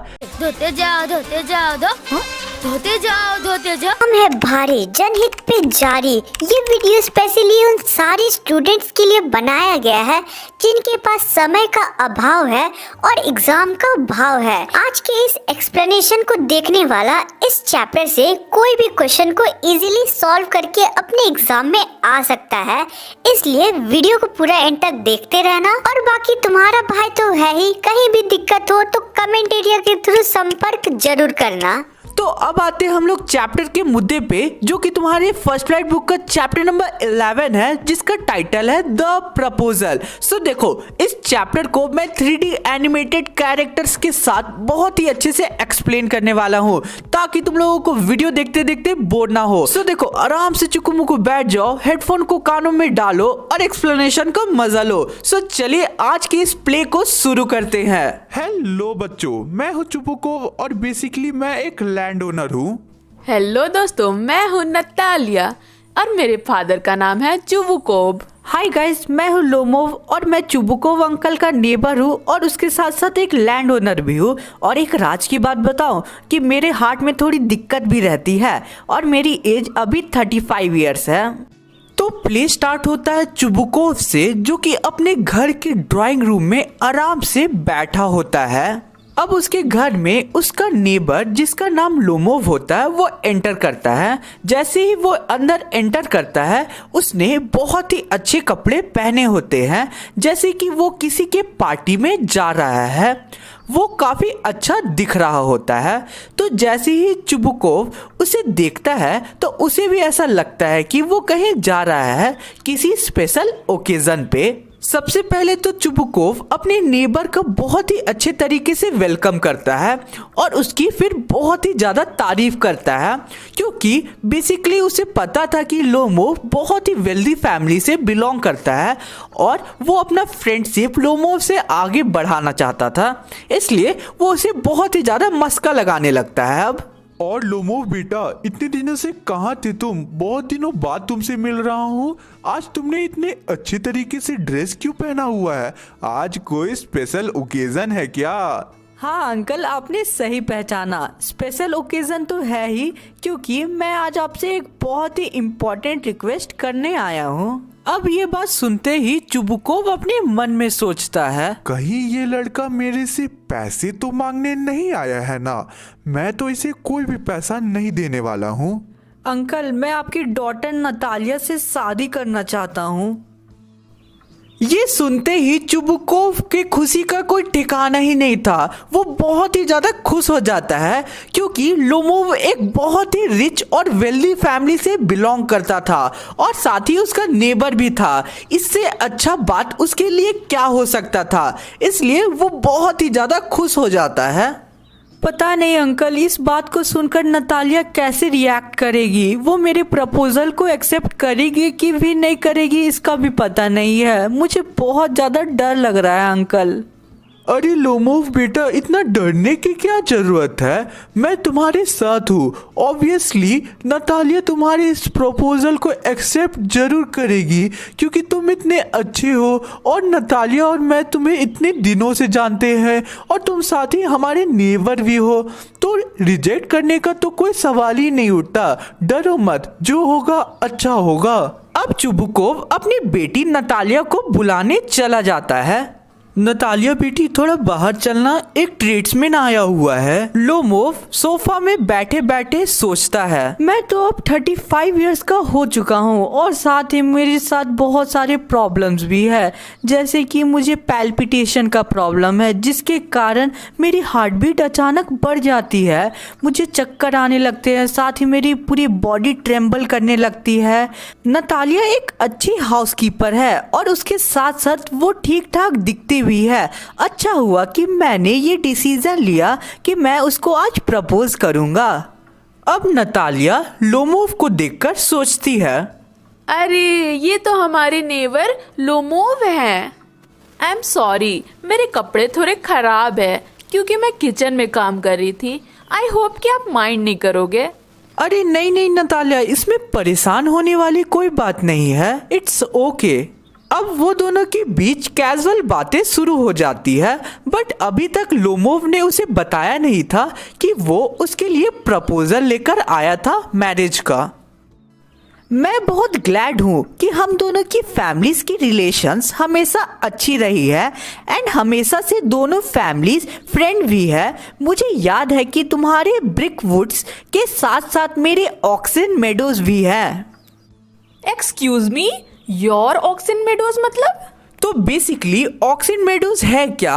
ये एक लैंड है जिसके बारे में इन दोनों के बीच बात चल रही है। नतालिया, ये जो पर्टिकुलर लैंड है ये तो मेरी है। ये बिल्कुल गलत बात है। ये जो लैंड है ये मेरी फैमिली की है, ये मेरी लैंड है। और अब इन दोनों के बीच इस टॉपिक को लेकर एक हीटेड आर्ग्यूमेंट शुरू हो जाती है और दोनों लड़ने लगते हैं बहुत बुरी तरीके से। ये जो लैंड है वो मेरी फैमिली की है, ये लैंड मेरी है। नहीं नहीं, तुम गलत कह रहे हो। ये जो लैंड है ये मेरी फैमिली की है। देखो नतालिया, मैं तुम्हें समझाता हूँ कि ये लैंड मेरी कैसे है। मेरी आंट की ग्रैंडमदर है, उन्होंने तुम्हारे फादर के ग्रैंडफादर के पीजेंट को जो मेडोज है वो फ्री में यूज करने के लिए दिया था, तो इसलिए ये जो लैंड है ये मेरी है। हाँ, थोड़ी डिस्प्यूटेड प्रॉपर्टी तो है, बट अब ये ऑक्सिन मेडोज हमारी फैमिली का बिलोंग करता है। तुम्हारा दिमाग तो नहीं खराब हो गया है ना? ऐसा बिल्कुल नहीं है। ये मेडोज पहले भी हमारी थी और आज भी हमारी है। अब दोनों अपनी बातों को प्रूव करने में लग जाते हैं और दोनों के बीच में बहुत ही हीटेड आर्ग्यूमेंट शुरू हो जाती है और दोनों लड़ने लग जाते हैं। और यहाँ तक कि लोमोव ये भूल जाता है कि वो नतालिया को प्रपोज करने के लिए आया था। अब यहाँ पे नतालिया के फादर की एंट्री होती है और वो भी इस आर्ग्यूमेंट के बीच में पड़ जाते हैं और वो और उनकी बेटी दोनों साथ हो जाते हैं और लोमोव अकेला हो जाता है और वो लोग बहुत ही ज़्यादा लड़ने लगते हैं एक दूसरे से। इवन जो लोमोव है वो कोर्ट तक जाने की बात कह देता है, जिसके बाद वो दोनों बहुत ही ज़्यादा गुस्से में आ जाते हैं। यानी कि नतालिया और उसके फादर चुबुकोव बहुत ही ज़्यादा गुस्से में आ जाते हैं और फिर चुबुकोव लोमोव को सुनाते सुनाते घर से बाहर निकाल देता है। बड़ा आया था मेरी बेटी को प्रपोज करने, घर से निकाल दिया ना। उसकी हिम्मत भी कैसे हुई जो हमारी लैंड है उसे अपना कहने की। अब जैसे ही नतालिया इस बात को सुनती है तो उसे रिग्रेट होने लगता है कि उसने ये क्या कर दिया और उसे बहुत ही ज़्यादा बुरा फील होने लगता है, क्योंकि उसे पता नहीं था कि लोमोव बेसिकली उसे प्रपोज करने के लिए उसके घर पे आया हुआ था। अब नतालिया अपने फादर को कहती है, पापा, आपने मुझे यह बात पहले क्यों नहीं बताई? मुझे बहुत बुरा लग रहा है कि हम लोगों ने घर आए मेहमान के साथ ऐसा बिहेव किया। अब जाइए, जाकर उसे वापस बुला कर लाइए। अब चुबुकोव लोमोव को लेकर वापस घर के अंदर आ जाता है। नतालिया ट्राई करती है कि वो किसी और चीज़ के बारे में बात करे, यानी कि वो बेसिकली टॉपिक को चेंज करना चाहती थी। अब लोमोव की उसी टाइम में थोड़ी थोड़ी हार्ट बीट बढ़ने लग जाती है और उसके हार्ट में प्रॉब्लम आने लगती है, जैसा कि मैंने वीडियो के स्टार्टिंग में बताया था। अब उसे हार्ट में थोड़ी पेन होने लगती है। जानती हो नतालिया, कल मेरे डॉग को बहुत ज़्यादा चोट लग गई थी पैर में और मैं उसे बहुत ज़्यादा प्यार करता हूँ। मैंने उसे 125 रूबल्स में खरीदा था। अरे बाप रे, तुम्हारा डॉग गेस इतना महंगा है? मैंने अपने डॉग स्क्वीजर को 85 रबल में खरीदा था, बट वो तुम्हारे डॉग से तो बहुत ज्यादा बेटर है। लो भाई, यहाँ तक तो अब सब ठीक चल रहा था, लेकिन फिर से यहाँ पे वर्ल्ड वॉर 3 शुरू हो जाती है उनके बीच में, और दोनों बहुत ही बुरी तरीके से फिर से लड़ना शुरू कर देते हैं। वो भी इस बार किसके बारे में? इस बार कुत्ते को लेकर दोनों लड़ना शुरू कर देते हैं। एक बोलता मेरा डॉग अच्छा है, दूसरा बोलता मेरा अच्छा है। अब इसी लड़ाई के बीच लोमोव का हार्ट बीट बहुत ही ज़्यादा बढ़ जाता है और वो अचानक ज़मीन पे गिर जाता है। अब चुबुकोव और नतालिया बहुत ज्यादा डर जाते हैं। उन्हें लगता है कि शायद वो मर गया है, क्योंकि उसके शरीर में कोई भी मूवमेंट नहीं हो रहा था, लेकिन थोड़ा सा मूवमेंट उसकी बॉडी दिखाता है। और फिर वो लोग लोमोव को पानी पिलाने की कोशिश करते हैं, लेकिन वो पानी नहीं पीता है। कुछ देर बाद खुद ही अपने से ही लोमोव को होश आता है और वो उठ जाता है। चुबुकोव सोचता है कि ये लोग फिर से लड़ाई शुरू नहीं कर दे, उससे बढ़िया तो मैं तुरंत ही इन दोनों का हाथ एक दूसरे के हाथ में दे देता हूँ। अब तुरंत ही चुबुकोव दोनों का हाथ एक दूसरे के हाथ पे प्लेस करता है, शैंपेन लाता है और फिर सेलिब्रेट करना शुरू कर देता है कि तुम लोगों की शादी अब फिक्स हो चुकी है। और इसी मूवमेंट पे दोनों एक दूसरे को किस भी कर देते हैं। लोमोव फिर उसके हाथों पे यानी कि नतालिया के हाथों पे किस करता है और इससे उन दोनों का रिश्ता फिक्स हो जाता है। लेकिन नतालिया फिर से कहती है, पर जो भी हो लोमोव, तुम्हें तो ये बात माननी होगी कि मेरा डॉग स्क्वीजर तुम्हारे डॉग गेस से तो मच बेटर है। अरे नतालिया, तुम कुछ भी बोलते रहती हो ना, तो मुझे अच्छा नहीं लगता है। देखो फिर से कंपैरिजन तुमने शुरू कर दिया ना। मेरा डॉग का कंपेयर ही नहीं है तुम्हारे डॉग से। मेरा dog much much much infinity better है तुम्हारे डॉग से, ठीक है ना? ये बात मान लो तुम, और फिर से लड़ाई मत शुरू करो। अब मैं क्या ही बोलूँ, उन लोगों का लड़ाई इस पॉइंट पे फिर से शुरू हो जाता है डॉग को लेकर।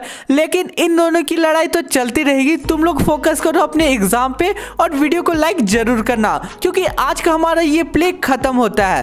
धोते जाओ धोते जाओ धोते जाओ धोते जाओ। तो आज की वीडियो में हम लोग पढ़ने वाले हैं 2 स्टोरीज अबाउट फ्लाइंग, जो कि आप लोगों के फर्स्ट फ्लाइट बुक का चैप्टर नंबर 3 है। इस चैप्टर में आप लोगों को 2 स्टोरीज पढ़ना है। पहला his first flight, second black aeroplane. तो आज की हमारी इस वीडियो में हम लोग कवर करेंगे हिज फर्स्ट फ्लाइट। सो ये कहानी है एक ऐसे यंग सीगल के बारे में जिसे उड़ने से बहुत ज्यादा डर लगता था एंड अपने डर के कारण वो कभी भी उड़ नहीं पाता था। सो इस वीडियो में हम लोग ये देखेंगे कि कैसे वो यंग सीगल अपने डर को ओवरकम कर पाता है एंड कैसे वो अपनी पहली उड़ान भरता है। तो अगर तुम लोग इस वीडियो को पूरा एंड तक देख लेते हो, देन ये मेरी गारंटी कि तुम लोगों को ये जो चैप्टर है ये बहुत ही अच्छे से समझ आ जाएगा। सो वीडियो को बिना स्किप किए पूरा जरूर देखना। So let's start our explanation. एक यंग सीगल रॉक पर अकेला बैठा हुआ था। उसके 2 भाई और एक बहन एक दिन पहले ही उड़कर दूर जा चुके थे। वो यंग सीगल को उड़ने से बहुत ज्यादा डर लगता था। वो यंग सीगल जैसे ही दौड़कर रॉक के एज पर उड़ने के लिए पहुंचता था, वैसे ही वो बहुत ज्यादा डर जाता था। उस रॉक के नीचे एक बहुत ही बड़ा सी था और उस यंग सीगल को ये लगता था कि उसके विंग्स उसे इतनी लंबी फ्लाइट के लिए सपोर्ट नहीं कर पाएगा, और वो ये सोचकर अपने छोटे से होल में चला जाता था। उस यंग सीगल के भाई बहन के जो विंग्स थे उसके कंपेयर में काफी छोटे थे, लेकिन फिर भी वो लोग आराम से उड़ रहे थे और वो यंग सीगल छुपा हुआ था। अब उस यंग सीगल के मॉम एंड डैड यानी कि पेरेंट्स वहां आते हैं और उसे बहुत ज़्यादा डांटते हैं और उसे उड़ने के लिए फोर्स करते हैं, बट फिर भी वो डर से छिपा होता है। उसके मन में ये डर था कि अगर वो उड़ नहीं पाया तो सी में जाकर गिर जाएगा और वो वहां पे मर जाएगा। पूरे 24 घंटे तक उस यंग सीगल के पास कोई नहीं गया था। एक दिन पहले वो यंग सीगल सारे दिन अपने मदर एंड फादर और भाई बहनों को उड़ते हुए देख रहा था। उस यंग सीगल के पेरेंट्स उसके भाई बहन को उड़ना, हंटिंग करना और सी वेव्स को क्रैक करना सिखा रहे थे। वो यंग सीगल देखता है कि उसके एल्डर ब्रदर ने एक फिश पकड़ी और उस फिश को दूर रॉक में जाकर आराम से बैठकर खाने लगा। बाकी के सीगल उसके लिए प्राउड वॉइस निकाल रहे होते हैं। अब अगले दिन सनराइज हो रहा होता है। वो यंग सीगल लेज पे साउथ की तरफ फेस करके सोया होता है। वो यंग सीगल को सन की हीट फील होती है क्योंकि उसने पिछली रात से कुछ भी नहीं खाया होता है। वो यंग सीगल पूरे रॉक पे खाने की तलाश करता है लेकिन उसे वहाँ कुछ भी नहीं मिलता। अब वो अपने पेरेंट्स तक चलकर जाने का सोचता है और रॉक में रास्ता ढूंढता है लेकिन वहाँ उसे कुछ भी नहीं मिलता है। अब वो यंग सीगल दूर से देखता है कि उसके भाई बहन एक प्लेट्यू में आराम कर रहे थे। उसके फादर अपने विंग्स यानी कि अपने फेदर्स को साफ कर रहे थे और उसकी मदर ही केवल उसके तरफ देख रही होती है जो कि उस प्लेट्यू के टॉप पे बैठी थी। अब अचानक ही उसकी मदर उसके सामने पड़ी एक फिश को उठाती है और उसे जमीन में रब कर देती है और साफ कर देती है। ये देखकर वो यंग सीगल बहुत ही ज्यादा एक्साइटेड हो जाता है क्योंकि वो उस टाइम पे बहुत ही ज्यादा भूखा था। अब वो यंग सीगल गा गा गा साउंड निकालता है और अपनी मदर को बेग करते हुए वो फिश को लाने को कहता है। ये देखकर उसकी मदर भी एक साउंड निकालती है, गाँव कोल आह, और बोलती है कि तुम कितने स्टूपिड हो, तुम कितने बेवकूफ हो। अब वो यंग सीगल अचानक ही बहुत ही ज्यादा खुश हो जाता है क्योंकि उसकी मदर एक फिश का टुकड़ा उठाकर उसके तरफ आने लगती है। ये देख के वो यंग सीगल बहुत ही ज्यादा एक्साइटेड हो जाता है और खुशी के मारे वो उस रॉक के एज में पहुंच जाता है क्योंकि वो कैसे भी करके उस फिश के टुकड़े को खाना चाहता था। अब उसकी मॉम उससे कुछ दूरी पे रुक जाती है। उस यंग सीगल से अपनी भूख कंट्रोल नहीं होती और वो उस फिश के लिए बिना कुछ सोचे डाइव मार देता है। जैसे ही वो यंग सीगल डाइव मारता है वैसे ही वो नीचे की तरफ गिरने लगता है। वो जोर से चिल्लाता है लेकिन अगले ही पल वो फील करता है कि वो गिर नहीं रहा है और अपनी आंखों को खोलता है तो वो देखता है कि वो आराम से उड़ रहा होता है आसमान में। अब वो खुशी से गा गा गा चिल्लाता है। उसके फादर मदर और उसके भाई बहन भी उसके आसपास उड़ रहे होते हैं और उसे एनकरेज कर रहे होते हैं। अब वो यंग सीगल अपने पैर को सी में डालता है और सी में उतरने की कोशिश करता है लेकिन अचानक ही वो डर जाता है और डर के मारे वो सी में डूबने लगता है। वो उड़ने की कोशिश करता है लेकिन कमजोरी के कारण वो उड़ नहीं पाता है। अब जैसे ही पानी उसके चेस्ट तक पहुंचती है वो वैसे ही खुद ब खुद स्विम करने लगता है। अब उसके पेरेंट्स उसे एक फिश का टुकड़ा गिफ्ट करते हैं क्योंकि उसने अपने डर पे जीत हासिल कर ली थी। तो इस तरह वो यंग सीगल तैरना और उड़ना सीखता है। He had made his first flight. तो उम्मीद करता हूँ कि आप लोगों को आज का मेरा ये जो एक्सप्लेनेशन है वो पसंद आया होगा। चैनल पे नए तो सब्सक्राइब जरूर करना एंड वीडियो को लाइक जरूर करना। धोते जाओ धोते जाओ धोते जाओ धोते जाओ।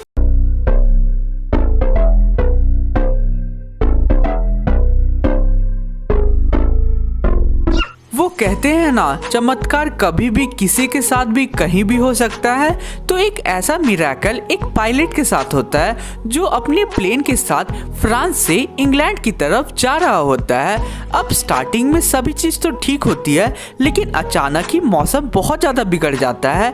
मौसम इतना ज़्यादा बिगड़ जाता है कि प्लेन के सारे इंस्ट्रूमेंट खराब हो जाते हैं। अब कोई भी रास्ता नहीं बचता है और उस पायलट को लगता है कि ये उसका आखिरी समय है।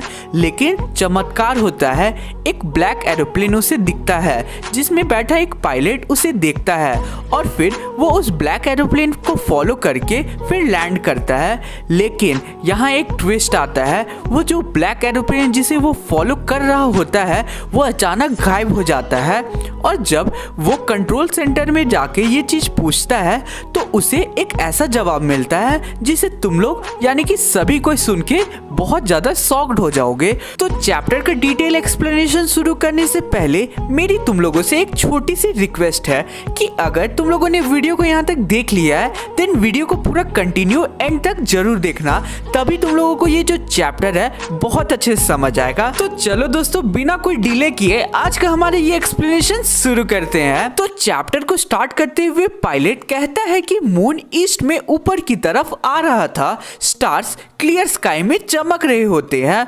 स्काई में एक भी क्लाउड नहीं था। पायलट बहुत ज़्यादा खुश होता है क्योंकि वो अकेले आराम से क्लियर स्काई में बिना कोई दिक्कत के उड़ रहा होता है। वो पायलट अपने पुराने डकोटा एरोप्लेन से फ्रांस से अपने कंट्री इंग्लैंड जा रहा होता है। वो अपने हॉलीडेज के बारे में सोच रहा होता है जो कि अब शुरू होने वाला था, और वो इस बारे में सोचकर काफ़ी खुश होता है क्योंकि वो बहुत दिन बाद अपनी फैमिली से मिलने वाला था और वो अपने वाइफ के हाथ के अच्छे ब्रेकफास्ट को खाने वाला था। अब वो अपनी घड़ी की तरफ देखता है और टाइम था सुबह के 1:30 बज रहे होते हैं, यानी कि सुबह के 1:30 हो रहे होते हैं। वो सोचता है कि पेरिस कंट्रोल रूम में उसे कॉल कर लेना चाहिए। फिर वो अपने रेडियो को ऑन करता है और बोलता है कि Paris control, Dakota DS-088 hair, क्या आप मुझे सुन सकते हैं? मैं इंग्लैंड आने के रास्ते पे हूँ, ओवर। अब जवाब आता है, DS-088 मैं तुम्हें सुन सकता हूँ, तुम्हें अभी 12 डिग्री वेस्ट की तरफ मुड़ना है, DS-088 ओवर। पायलट अब अपने मैप को, कंपास को चेक कर लेता है और प्लेन के लास्ट फ्यूल टैंक पे स्विच करके प्लेन को 12 डिग्री वेस्ट की तरफ घुमा लेता है। पायलट उड़ते हुए सोचता है कि वो ब्रेकफास्ट के टाइम पे वहाँ अपने घर पहुँच जाएगा और टेस्टी सा इंग्लिश ब्रेकफास्ट एंजॉय करेगा। सभी चीज़ें अच्छी चल रही होती है। वो एक इजी फ्लाइट होता है। अब वो पेरिस से 150 किलोमीटर आगे आ गया था, तभी वो स्टॉर्मी ब्लैक क्लाउड्स देखता है। वो क्लाउड्स बहुत ही बड़े होते हैं, बिल्कुल एक माउंटेन की तरह, और वो एकदम डकोटा के सामने खड़े होते हैं। उस पायलट को ये पता होता है कि वो अपने प्लेन को क्लाउड्स के ऊपर से नहीं ले जा सकता था। उसके पास इतना फ्यूल भी नहीं था कि वो क्लाउड्स के नॉर्थ या फिर साउथ से जा पाए। अब वो पायलट डिसाइड करता है कि वो पीछे नहीं हटेगा और वो रिस्क लेगा। अब बिना कुछ ज़्यादा सोचे वो डकोटा को उन स्टॉर्मी क्लाउड्स में लेकर चला जाता है। क्लाउड्स के अंदर सभी चीज़ें अचानक ही ब्लैक हो गई थी। प्लेन के बाहर पायलट को कुछ नहीं दिख रहा होता है। अब पायलट कंपास को देखते ही बहुत ज़्यादा शॉक्ड हो जाता है क्योंकि कंपास केवल गोल गोल ही घूमे जा रहा था। कंपास खराब हो चुका था। प्लेन के सारे इंस्ट्रूमेंट अचानक ही खराब हो गए थे। फिर वो रेडियो ट्राई करता है, पेरिस कंट्रोल, क्या आप मुझे सुन सकते हैं? उधर से कोई भी रिप्लाई नहीं आता है। अब वो पायलट उस स्टॉर्मी क्लाउड्स में खो गया था। अब जब सभी रास्ते बंद हो गए थे तभी पायलट को उसके प्लेन के पास एक दूसरा प्लेन दिखता है। वो प्लेन ब्लैक कलर का था। वो देखते हैं कि दूसरे पायलट का फेस उनकी तरफ ही था। ये देखकर वो बहुत ही ज़्यादा खुश हो जाते हैं क्योंकि वो सोचते हैं कि आखिर कोई तो इस स्टॉर्मी क्लाउड में उनके साथ है। फिर वो दूसरे प्लेन का पायलट अपने हैंड को वेव करता है और उसे फॉलो करने का इशारा करता है। अब वो दूसरा पायलट अपने प्लेन को धीरे से नॉर्थ की तरफ टर्न कर लेता है, एकदम डकोटा के सामने, ताकि मुझे यानी कि उस पायलट को फॉलो करने में कोई दिक्कत ना हो। अब वो उस प्लेन को फॉलो करता है। अब आधे घंटे उड़ते उड़ते डकोटा का जो फ्यूल होता है वो खत्म होने लगता है। अब डकोटा में 5 से 10 मिनट का ही फ्यूल बचा होता है। अब उस पायलट को डर लगने लगता है, लेकिन अचानक ही वो दूसरा प्लेन नीचे की तरफ जाने लगता है। वो उसे फॉलो करता है और अचानक ही वो स्टॉर्म से बाहर आ जाता है और उसके सामने रनवे होता है। वो पायलट अब सेफ था। अब जैसे ही वो पायलट अपने साथी ब्लैक एरोप्लेन वाले पायलट को देखने के लिए पीछे मुड़ते हैं, वैसे ही वो देखते हैं कि वहाँ कोई भी नहीं है। वो अकेले थे वहाँ। स्काई पूरा साफ था, वहाँ एक भी बादल नहीं था। अब वो लैंड करते हैं और तुरंत ही कंट्रोल टावर की तरफ चले जाते हैं। फिर पायलट कंट्रोल सेंटर में बैठी एक लेडी से पूछता है वो दूसरा प्लेन और पायलट कौन था जो उस स्टॉर्म में था। मैं उसे थैंक्स बोलना चाहता हूँ, आज उसके चलते ही मैं जिंदा हूँ। वो लेडी उस पायलट को स्ट्रेंजली देखती है और अचानक ही हंसने लगती है और बोलती है कि दूसरा प्लेन, वो भी स्टॉर्म में। आज तो दूसरा कोई भी प्लेन उड़ नहीं रहा है और केवल तुम्हारा ही एक प्लेन मुझे रेडार पे दिख रहा था साफ साफ। अब वो पायलट पूरा शॉक्ड हो जाता है और ये सोचता है कि आखिर वो ब्लैक एरोप्लेन कौन था जिसने उसकी हेल्प की, और वो केवल यही सोच में रहता है। सो गाइस, अब तुम लोग मुझे बताओ कमेंट करके कि वो ब्लैक एरोप्लेन कौन था। ये एक मिरेकल से कम था कि नहीं, ये भी कमेंट करके लिखना। धोते जाओ धोते जाओ धोते जाओ धोते जाओ। ये चाय भी कितनी प्यारी चीज होती है ना, एक बार पीने के बाद नींद को झट से गायब कर देती है। तो आज का जो चैप्टर मैं तुम लोगों को एक्सप्लेन करने वाला हूँ वो भी पूरा चाय के ऊपर है। सो आज हम लोग पढ़ने वाले हैं हमारे ग्लिम्पसेस ऑफ इंडिया का पार्ट 3, टी फ्रॉम आसाम। तो एक सीक्रेट बात बताऊं मैं तुम लोगों को, इस चैप्टर को देखने में तुम लोगों को एक अलग ही लेवल का किक मिलने वाला है। और ऐसा क्यों? क्योंकि ये जो वीडियो है ये पूरा 3D एनिमेटेड है और तुम लोग वीडियो देखते हुए बिल्कुल भी बोर नहीं होने वाले हो। सो बिना कोई देरी किए हम लोग इस चैप्टर का एक छोटा सा ओवरव्यू जान लेते हैं। तो इस चैप्टर में ऑथर अरुण कुमार दत्ता हम लोगों को आसाम की टी के बारे में बहुत ही ज्यादा इंटरेस्टिंग फैक्ट्स बताएंगे जो कि आज से पहले तुम लोगों ने कभी नहीं सुना होगा। साथ ही में वो हम लोगों को ये भी बताएंगे कि आखिर टी का जो डिस्कवरी हुआ वो हुआ तो हुआ कैसे।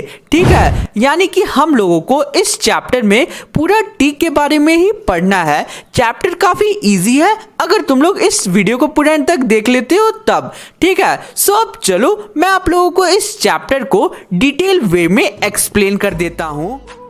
उससे पहले अभी तक अगर तुम लोगों ने अपने भाई के चैनल को सब्सक्राइब नहीं किया तो सोच क्या रहे हो, किस चीज की देरी है? अभी तुरंत ही सब्सक्राइब के बटन पे नीचे क्लिक करो, लिटरली 1 सेकंड लगता है। ठीक है, देखो तुम लोगों में से 90% लोग हमारे चैनल को बिना सब्सक्राइब किए हुए चले जाते हैं, लेकिन देखो थोड़ा सा रह मेरे पर भी कर लो एंड सब्सक्राइब जरूर करना। सो अब चलो बिना कोई देरी के आज के एक्सप्लेनेटरी वीडियो को शुरू करते हैं।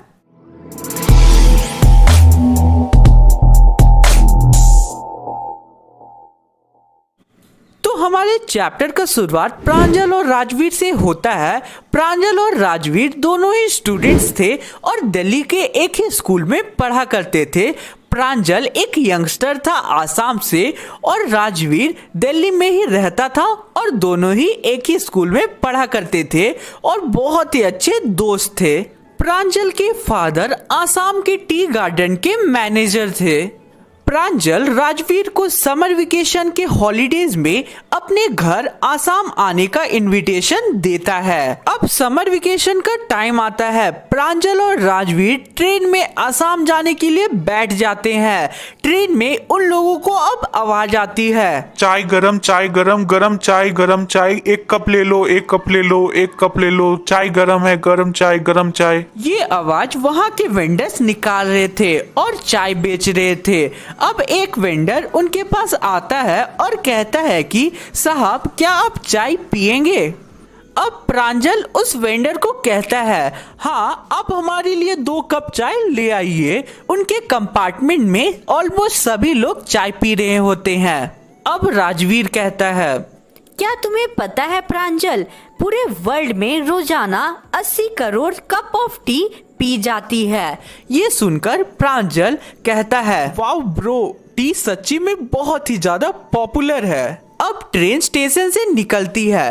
प्रांजल अपनी डिटेक्टिव की बुक खोलकर पढ़ना शुरू कर देता है। राजवीर भी डिटेक्टिव स्टोरीज का बहुत ही ज्यादा बड़ा फैन था, लेकिन उस टाइम पे वो बस विंडो की बाहर की ब्यूटीफुल सीनरी को एंजॉय कर रहा था। बाहर का जो सीन था वो बहुत ही ज्यादा सुंदर था और पूरा हरा भरा था। राजवीर ने इतनी ग्रीनरी आज से पहले कभी नहीं देखी थी। ऑब्वियसली राजवीर दिल्ली से था और दिल्ली में पॉल्यूशन और केजरीवाल जी की पोस्टर्स के अलावा आपको क्या ही दिखेगा। तो असम जाने के रास्ते में वो बहुत ही मैग्निफिसेंट व्यू देखता है। वो देखता है कि घने फॉरेस्ट से घिरी माउंटेन के नीचे जहाँ तक नजर जा रही थी वहाँ तक केवल टी की बुशेस दिख रही थी। बड़े बड़े ट्रीज के नीचे उन टी प्लांट्स को प्लांट किया गया था ताकि उन टी प्लांट्स को शेड मिल सके। उन टी बुशेस के रोज में डॉल लाइक फिगर मूव कर रही होती है और डॉल लाइक फिगर यहाँ टी प्लकर्स को कहा गया है और एक बड़ी सी चिमनी से स्मोक भी निकल रही होती है। राजवीर अब अचानक ही जोर से चिल्लाता है, और टी गार्डन। प्रांजल टी गार्डन को देख के ज्यादा एक्साइटेड नहीं होता है क्योंकि ये उसके लिए एक नॉर्मल बात थी। अब वो कहता है कि यानी कि अब प्रांजल आगे कहता है कि ओह, ये एक टी कंट्री है ना, यानी कि आसाम एक टी कंट्री है ना, इसलिए यहाँ पे ऐसे गार्डन मिलना नॉर्मल है। ऑल ओवर वर्ल्ड में यहाँ पे सबसे ज़्यादा टी प्लांटेशन होता है और अभी तुम्हें बहुत सारी ऐसी गार्डन दिखाई पड़ने वाली है। अब राजवीर कहता है, मैं यहाँ आने से पहले टी के बारे में जितना पढ़ सकता था उतना मैं पढ़कर आया हूँ। ये अभी तक एग्जैक्टली किसी को पता नहीं चल पाया है कि आखिर टी की डिस्कवरी कैसे हुई है।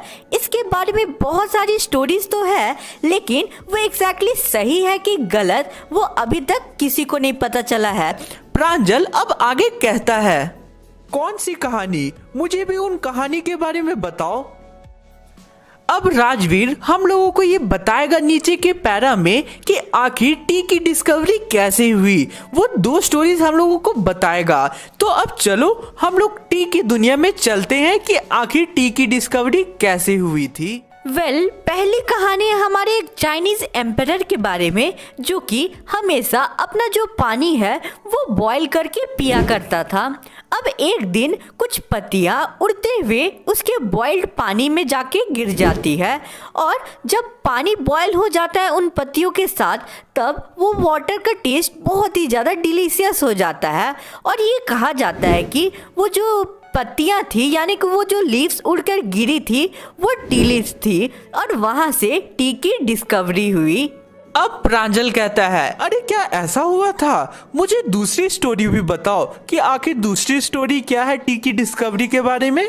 अब राजवीर कहता है, हमारी दूसरी स्टोरी है इंडियन लेजेंड बोधिधर्मा के बारे में, जो कि एक बुद्धिस्ट थे और अपनी आईलिड्स को काट लेते हैं क्योंकि उन्हें मेडिटेशन के दौरान बहुत ज़्यादा नींद आ रही होती है।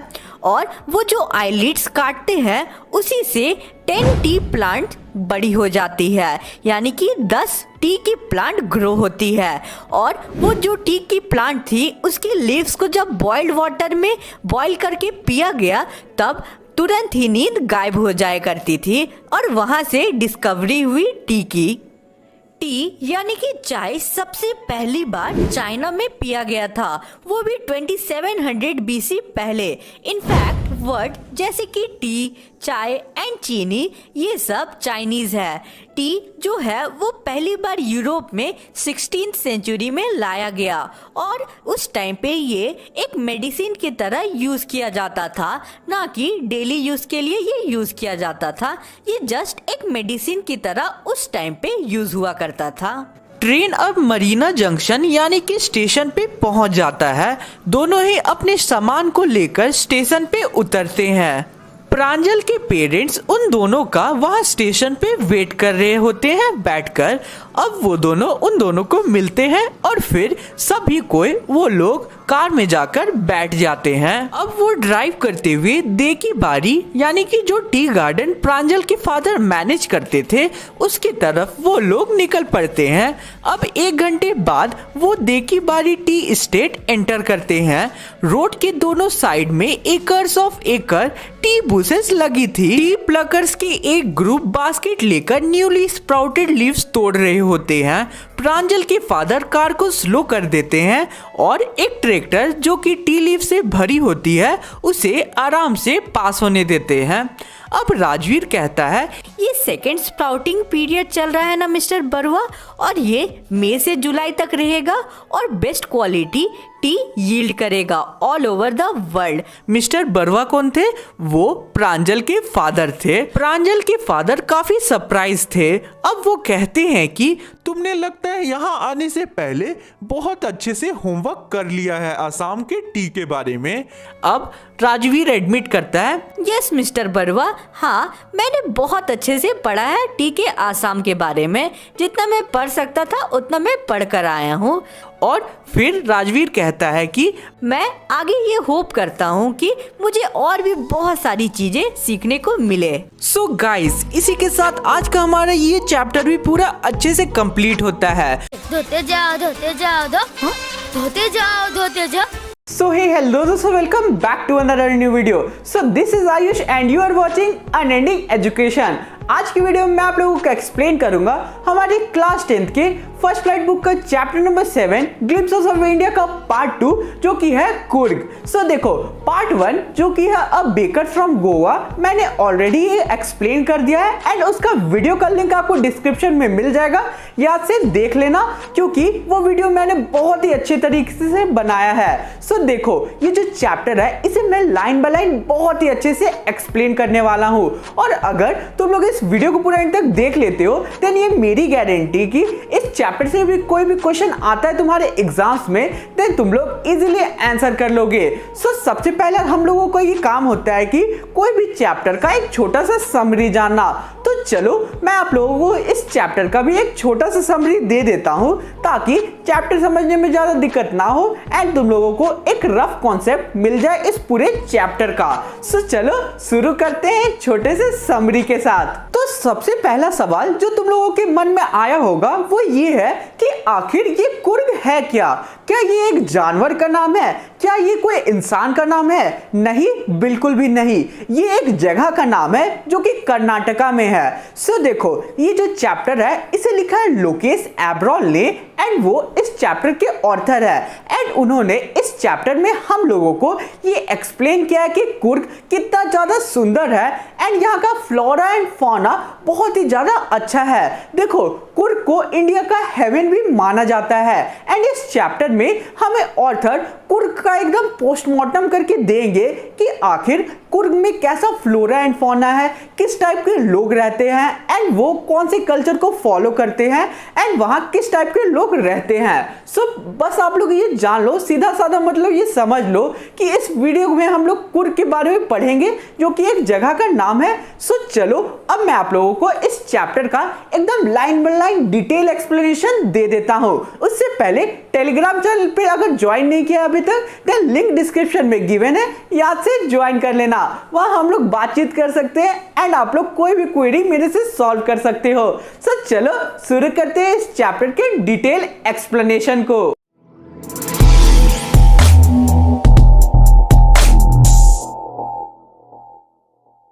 ऑथर हम लोगों को इस चैप्टर को स्टार्ट करते हुए ये कहते हैं कि जो कुर्ग है वो मैसूर एंड मैंगलोर के कोस्टल एरिया में सिचुएटेड है। ऐसा लगता है कि ये कोई हेवन का टुकड़ा है, यानी कि स्वर्ग का एक टुकड़ा है जो कि गॉड के किंगडम से अलग होकर यहाँ इंडिया में आ गया है। कुर्ग में एवरग्रीन रेन फॉरेस्ट है और साथ ही यहाँ पे कॉफी एंड स्पाइसेस का प्लांटेशन भी होता है। कुर्ग में evergreen rain forest 30% of land cover करते हैं। यहाँ पे मेनली स्पाइसेस एंड कॉफी का प्लांटेशन होता है।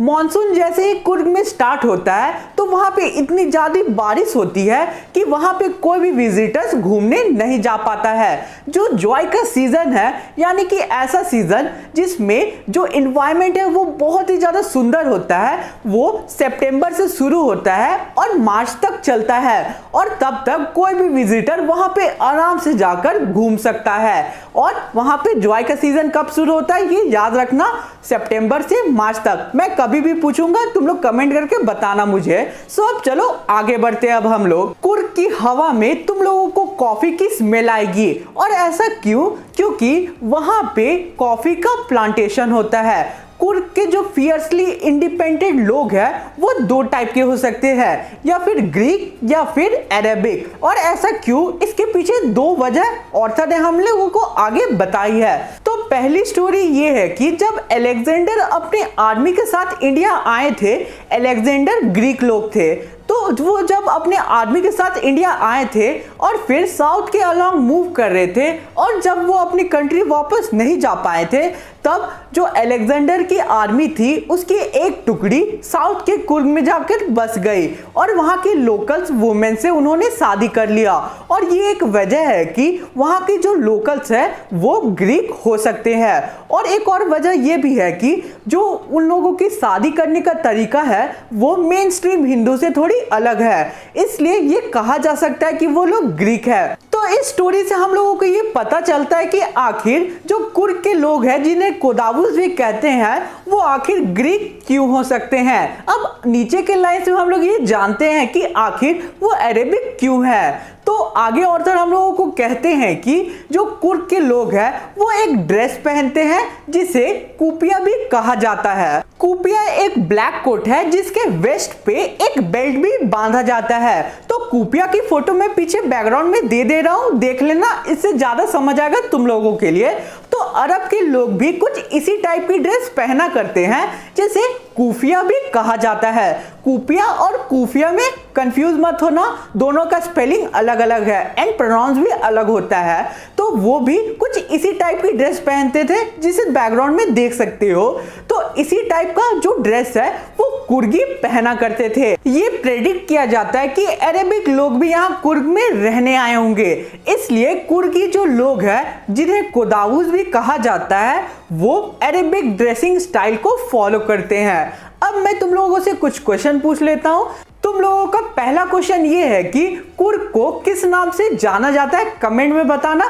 सेकंड क्वेश्चन की कौन सा ऐसा टाइम होता है, कौन सा ऐसा मंथ होता है जिसमें कोई भी टूरिस्ट आराम से कुर्ग में घूम सकते हैं। कमेंट में ये दोनों क्वेश्चन का आंसर जरूर देना, कमेंट्स का इंतजार रहेगा। और साथ ही तुम लोग कमेंट में लिख के बताओगे तो तुम लोगों को भी ये जो पॉइंट्स है ये याद रहेगा। तो अब चलो हम लोग चैप्टर में आगे बढ़ते हैं। अब कुर्ग के जो लोग हैं यानी कि कुर्गी होम्स वो फेमस है अपनी हॉस्पिटैलिटी की वजह से। हॉस्पिटैलिटी मतलब क्या होता है, मेहमान नवाजी के लिए।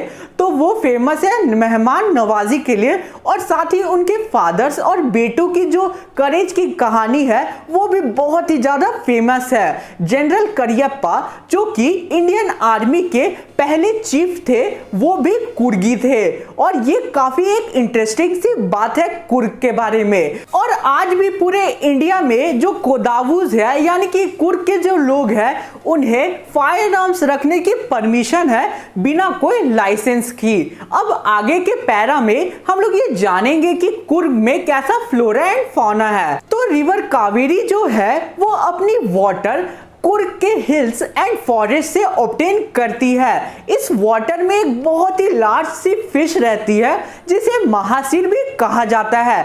किंगफिशर जो बर्ड है वो बार बार जो है वो वाटर में डाइव मारती है और मछली पकड़ती है। ये काफी एक एक्साइटिंग सी चीज है जो वहां देखने को मिलती है। जो लंगूर्स एंड स्क्विरल्स वहां रहते हैं पेड़ में, वो वहां के फ्रूट्स खा के पानी में सीधे ड्रॉप करते हैं, और फ्रूट के गिरने के कारण जो वाटर में रिपल्स बनती है, उन रिपल्स को देखकर वो जो स्क्विरल्स एंड मंकीज होते हैं वो बहुत ही ज्यादा खुश हुआ करते हैं। तो ये क्वेश्चन आ सकता है तुम्हारे एग्जाम्स में। तो ये जो पॉइंट्स है ये एकदम क्लियर रखना जो मैं बता रहा हूँ। तो अब चलो हम लोग आगे बढ़ते हैं। अब कुर्ग में हाई एनर्जी एडवेंचरस स्पोर्ट्स भी खिलाए जाते हैं, जैसे कि canoeing, river rafting, mountain climbing, mountain biking, बहुत सारे ऐसे ही स्पोर्ट्स वहां खिलाए जाते हैं। जो कुर्ग है वहां पे आपको बहुत सारे बटरफ्लाईज, बीस और अलग अलग टाइप के बर्ड्स देखने को मिलेंगे। वहां पे जो मालाबार स्क्विरल्स है और लंगूर्स है वो ट्री के कैनोपी पे बैठ के सभी लोगों पे नजर रखते हैं। ब्रह्मागिरी जो हिल्स है, अगर आप वहां से जो कुर्ग को देखोगे तो आपको एक बहुत ही सुंदर व्यू कुर्ग का वहां से देखने को मिलेगा। वहां से एक ब्रिज भी कनेक्टेड है और वो जो ब्रिज है वो एक दूसरे आइलैंड को कनेक्ट करता है जो कि 64 एकर्स का एक आइलैंड है जिसे निसर्ग धामा भी कहा जाता है। कुर्ग में आप लोग मॉन्क से भी मिल सकते हो और कुर्ग एक विजिटर्स के घूमने की बहुत ही अच्छा जगह है और ये इंडिया की हार्ट एंड सोल है। So with this we have completed our full chapter. So उम्मीद करूंगा तुम लोगों को वीडियो काफी पसंद आया होगा। अब तुम लोग मुझे कमेंट करके कुछ आंसर्स दो क्वेश्चंस का। पहला क्वेश्चन तुम लोगों का ये है कि हु वॉज जनरल करियप्पा, तो तुम लोग कमेंट करके बताना। दूसरा क्वेश्चन ये है कि जो कुर्ग के रिवर में सबसे बड़ी मछली पाई जाती है उसका नाम क्या है। तीसरा क्वेश्चन तुम लोगों का ये है कि कुर्ग में कौन कौन से स्पोर्ट्स खिलाए जाते हैं। तो तुम लोग कमेंट करके सारे क्वेश्चन का आंसर जरूर देना। तो इससे तुम लोगों को बहुत सारे पॉइंट्स अपने ही खुद ब खुद याद हो जाएंगे, इसलिए कमेंट जरूर करना। सो देखो वीडियो बनाने में बहुत ज्यादा मेहनत लगती है, सो वीडियो को लाइक जरूर करना। धोते जाओ धोते जाओ धोते जाओ धोते जाओ। Hello doस्तों, welcome back to Unending Education. So this is Ayush and you are watching Unending Education. So आज की वीडियो में मैं आप लोगों को एक्सप्लेन करूंगा हमारे फर्स्ट फ्लाइट बुक का चैप्टर नंबर 7 जो कि तुम लोगों का ग्लिम्पसेस ऑफ इंडिया का part 1 a baker from Goa. So देखो ग्लिम्पसेस ऑफ इंडिया में टोटल 3 चैप्टर पढ़ने हैं हम लोगों को। पहला चैप्टर है बेकर फ्रॉम गोवा, सेकेंड है कुर्ग, थर्ड है टी फ्रॉम असम। ये तीनों चैप्टर को मैं लाइन बाय लाइन बहुत ही अच्छे से एक्सप्लेन करने वाला हूं और मैं कोशिश करूंगा कि इस वीडियो को तुम लोगों को समझाते ही वक्त बहुत सारे इंपॉर्टेंट क्वेश्चन भी तुम लोगों को बता दूं एंड तुम लोगों को याद करा दूं। सो देखो इस वीडियो को अगर तुम लोगों ने देखना शुरू किया है तो पूरा एंड तक जरूर देखना क्योंकि ये वीडियो बहुत ही हेल्पफुल होने वाली है तुम लोगों के लिए। तो हमेशा की तरह तुम्हारे भाई का सबसे पहला काम होता है कि तुम लोगों को हर एक चैप्टर का छोटा सा ओवरव्यू देना।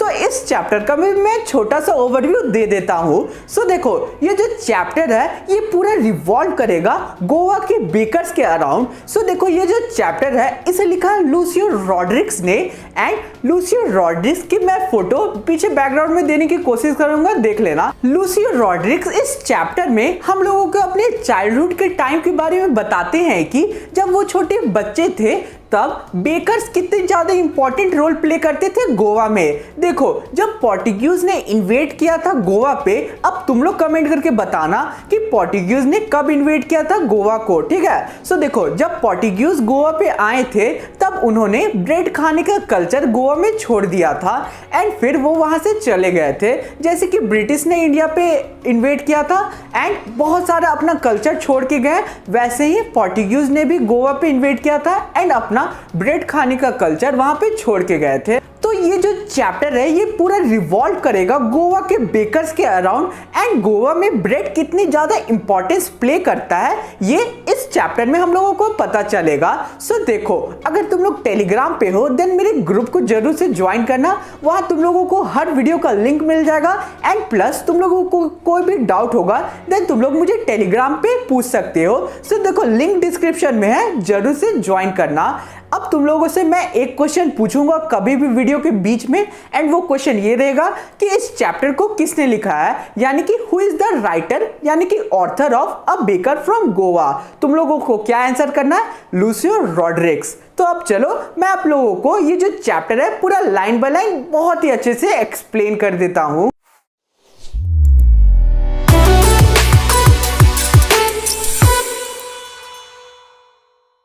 ऑथर इस चैप्टर को ये स्टार्ट करते हुए बोलते हैं कि जो हमारे एल्डर्स हैं वो पुराने अच्छे पोर्टुगीज दिनों को याद करते हैं, वो उन पोर्टुगीज को और उनके बनाए फेमस लोव्स ऑफ ब्रेड को याद करते हैं जो कि काफी बहुत ही ज्यादा टेस्टी हुआ करता था। जो पोर्टुगीज है वो तो यहाँ से चले गए लेकिन उन ब्रेड्स को बनाने वाले अभी भी हमारे बीच प्रेजेंट है। वो मोल्डर्स, वो मिक्सर्स एंड वो लोग जो ब्रेड को बेक करते थे वो हमारे बीच अभी भी है। वो पुरानी फर्नेंस जिसमें जो ब्रेड है वो बेक हुआ करती थी, वो भी अभी भी एग्जिस्ट करती है। अभी भी बहुत जगहों पे गोवा के वो पुरानी ट्रेडिशनल बैम्बू की जो आवाज है वो सुनाई देती है। हो सकता है कि वो लोग जो पहले ब्रेड्स को बनाते थे वो जिंदा ना हो, लेकिन उनके बेटों ने उनकी फैमिली के प्रोफेशन को आगे कैरी ऑन किया है। आज भी ये बेकर्स गोवा में पैडर के नाम से जाने जाते हैं। सो तुम लोगों को आज का दूसरा सवाल, यानी कि इस वीडियो का दूसरा सवाल जो कि है गोवा में बेकर्स को किस नाम से जाना जाता है, तुम लोग सिंपली कमेंट कर देना पैडर के नाम से जाना जाता है, ठीक है। सो अब चलो हम लोग आगे बढ़ते हैं। अब ऑथर कहते हैं कि जब हमारा चाइल्डहुड का टाइम था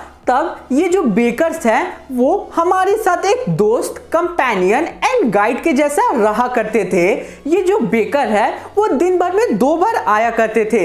एक सुबह मॉर्निंग के टाइम पे जब उन्हें सारी ब्रेड्स को बेचना होता है तब आते थे, एंड सेकेंड जब वो सारी ब्रेड्स को बेच लेते थे तब वो आते थे। अब आगे ऑथर कहते हैं कि जब वो सुबह सुबह बैम्बू की जिंगली की आवाज बजाते हुए आते थे तब सभी लोग नींद से जाग उठते थे और उनकी तरफ ब्रेड को खरीदने के लिए दौड़ पड़ते थे। तो हम लोग ऐसा क्यों करते थे? Why was it so? Was it for the love of bread? यानी कि क्या ये ब्रेड के प्रति हमारा लव था? नहीं, बिल्कुल भी नहीं। ब्रेड तो हमारे घर में हमारे घर के सर्वेंट लाया करते थे, वो भी सुबह सुबह। हम तो उनकी तरफ इसलिए दौड़ते थे क्योंकि वो सुबह सुबह बैंगल से ब्रेड लाया करते थे जो कि काफी ज्यादा स्वीट हुआ करता था एंड खाने में बहुत ज्यादा टेस्टी हुआ करता था। इसलिए सभी बच्चे सुबह सुबह तुरंत ही आवाज सुनकर उठ जाते थे एंड उनके तरफ दौड़ पड़ते थे। सो देखो ये पॉइंट क्लियर रखना क्योंकि यहाँ से एग्जाम्स में क्वेश्चन बन सकते हैं। सो अब चलो हम लोग आगे बढ़ते हैं। अब तो जब भी सुबह बेकर्स आया करते थे तब वो एक म्यूजिकल एंट्री के साथ वहां आया करते थे। वो एक स्पेशल झंग झंग का आवाज निकाल के आया करते थे। वो एक हाथ अपना बैम्बू पे रखते थे एंड दूसरा हाथ वो बास्केट को सपोर्ट करके रखा करते थे। वो जब भी वहां आते थे तो लेडीज उनसे जब भी ब्रेड खरीदने जाती थी तब वो सभी लेडीज को गुड मॉर्निंग कह के ग्रीट किया करते थे। अब ऑथर आगे कहते हैं कि हम बच्चे तुरंत ही दौड़ के ब्रेड्स को देखने के लिए चले जाते थे, लेकिन बड़े हम लोगों को देखने नहीं देते थे। वो हम सभी को साइड कर दिया करते थे, लेकिन तब भी हम लोग नहीं मानते थे और बेंच या फिर स्टूल पे चढ़कर बास्केट के अंदर देखने का कोशिश करने लगते थे। हम बच्चे सुबह सुबह ना ही ब्रश करते थे ना ही अपने मुंह को अच्छे से धोते थे। हम लोगों को ब्रेड को खाने की बहुत ज्यादा जल्दी हुआ करती थी। हम लोग गरम चाय के साथ ब्रेड को खाया करते थे एंड वो जो गरम चाय होती थी वही हमारे पूरे माउथ को क्लीन कर दिया करती थी। अब ऑथर हम लोगों को ये बताते हैं कि जो मैरिज के गिफ्ट्स होते थे वो स्वीट ब्रेड के बिना एकदम मीनिंगलेस होते थे। स्वीट ब्रेड को हम लोग बोल करके पुकारते थे। जो अलग अलग घरों के लेडीज होती है वो अपनी डॉटर के मैरिज के दिनों में सैंडविचेस बनाया करती थी। केक्स एंड ब्रेड क्रिसमस जैसे फेस्टिवल पे एक बहुत ही इंपॉर्टेंट रोल प्ले करता था और एट द एंड जो बेकर के फर्नेंस है वो विलेज के लिए एक बहुत ही एसेंशियल रोल प्ले करती थी। आगे के पैरा में जो ऑथर है वो हम लोगों को ये बताएंगे कि जो गोवा के बेकर्स होते हैं वो किस टाइप के ड्रेस पहना करते थे। उससे पहले तुम लोग मुझे एक क्वेश्चन का आंसर दे दो जो कि है कि बेकर्स जो होते गोवा के उन्हें किस नाम से जाना जाता था। तुम लोग कमेंट में मुझे जरूर बताना, कमेंट्स का इंतजार रहेगा। तो अब चलो हम लोग आगे बढ़ते हैं। अब ऑथर हम लोगों को आगे ये कहते हैं कि जो गोवा के ब्रेड सेलर और ब्रेड मेकर होते हैं वो एक बहुत ही पेक्यूलर ड्रेस पहना करते थे। पेक्यूलर मतलब बहुत ही ज्यादा स्ट्रेंज ड्रेस पहना करते थे जिसे लोग कबाई कह के पुकारते थे। कबाई की फोटो मैं पीछे बैकग्राउंड में दे रहा हूँ, देख लेना। कबाई एक सिंगल पीस लॉन्ग फ्रॉक होती है जो कि नी से थोड़ी नीचे तक आती थी। सो देखो, जो बेकर्स होते हैं गोवा के, वो और से बताते हैं कि वो जो चाइल्डहुड के टाइम पे जो बेकर्स देखते थे वो शर्ट के साथ एक ट्राउजर पहना करते थे। ट्राउजर्स फुल पैंट से थोड़ी छोटी और हाफ पैंट से थोड़ी बड़ी हुआ करती थी, जिसका मैं फोटो पीछे बैकग्राउंड पे दे रहा हूँ, देख लेना। बेकर्स जो होते हैं वो ब्रेड्स के पैसे एक ही बार मंथ के एंड पे लिया करते थे। लोग जो ब्रेड्स का जो रिकॉर्ड होता है वो अपने घर के वॉल्स पे पेंसिल से लिखकर मेंटेन किया करते थे, ताकि वो भूले ना कि रोज वो कितने ब्रेड्स बेकर से ले रहे हैं। इसलिए वो डायरेक्ट सिंपल वॉल पे लिख देते हैं पेंसिल से कि आज हमने इतना ब्रेड लिया, कल हमने इतना ब्रेड लिया था, ताकि वो भूले ना कि रोज वो कितना ब्रेड ले रहे हैं बेकर से। और at the end of the month वो टोटल एक ही बार पे कर देते थे बेकर्स को। उस टाइम के जो बेकर्स हुआ करते थे वो बहुत ही ज्यादा प्रॉस्पेरस हुआ करते थे और उनकी फैमिलीज भी बहुत ज्यादा रिच हुआ करती थी। और ये बात हम लोग ऐसे पता कर सकते थे कि जो बेकर्स होते थे वो काफी ज्यादा फैट हुआ करते थे। और आज भी कोई भी इंसान गोवा में जो मोटा होता है उसे बेकर से कंपेयर किया जाता है। So with this we have completed this chapter. अब तुम लोग मुझे 2 क्वेश्चन के आंसर दो। पहला question, why did small children run in morning toward the baker? पहला क्वेश्चन, ठीक है। Second question, what is the name of the dress which bread seller and baker used to wear? So अब चलो, इसी के साथ आज का हमारा ये जो चैप्टर है ये पूरा अच्छे से कंप्लीट होता है। अगर तुम लोगों ने इस वीडियो को पूरा एंड तक देख लिया होगा तो चैनल पे नीचे सब्सक्राइब का एक बटन होगा, लिटरली 1 सेकेंड लगेगा, क्लिक कर लेना, क्योंकि हमारे चैनल पे तुम लोगों को ऐसे ही कंटेंट मिलते रहते हैं। वीडियो को लाइक जरूर करना, क्योंकि वीडियो बनाने में बहुत ज़्यादा मेहनत लगती है। सो अब चलो, मिलते हैं किसी और वीडियो में। Thanks for watching the video.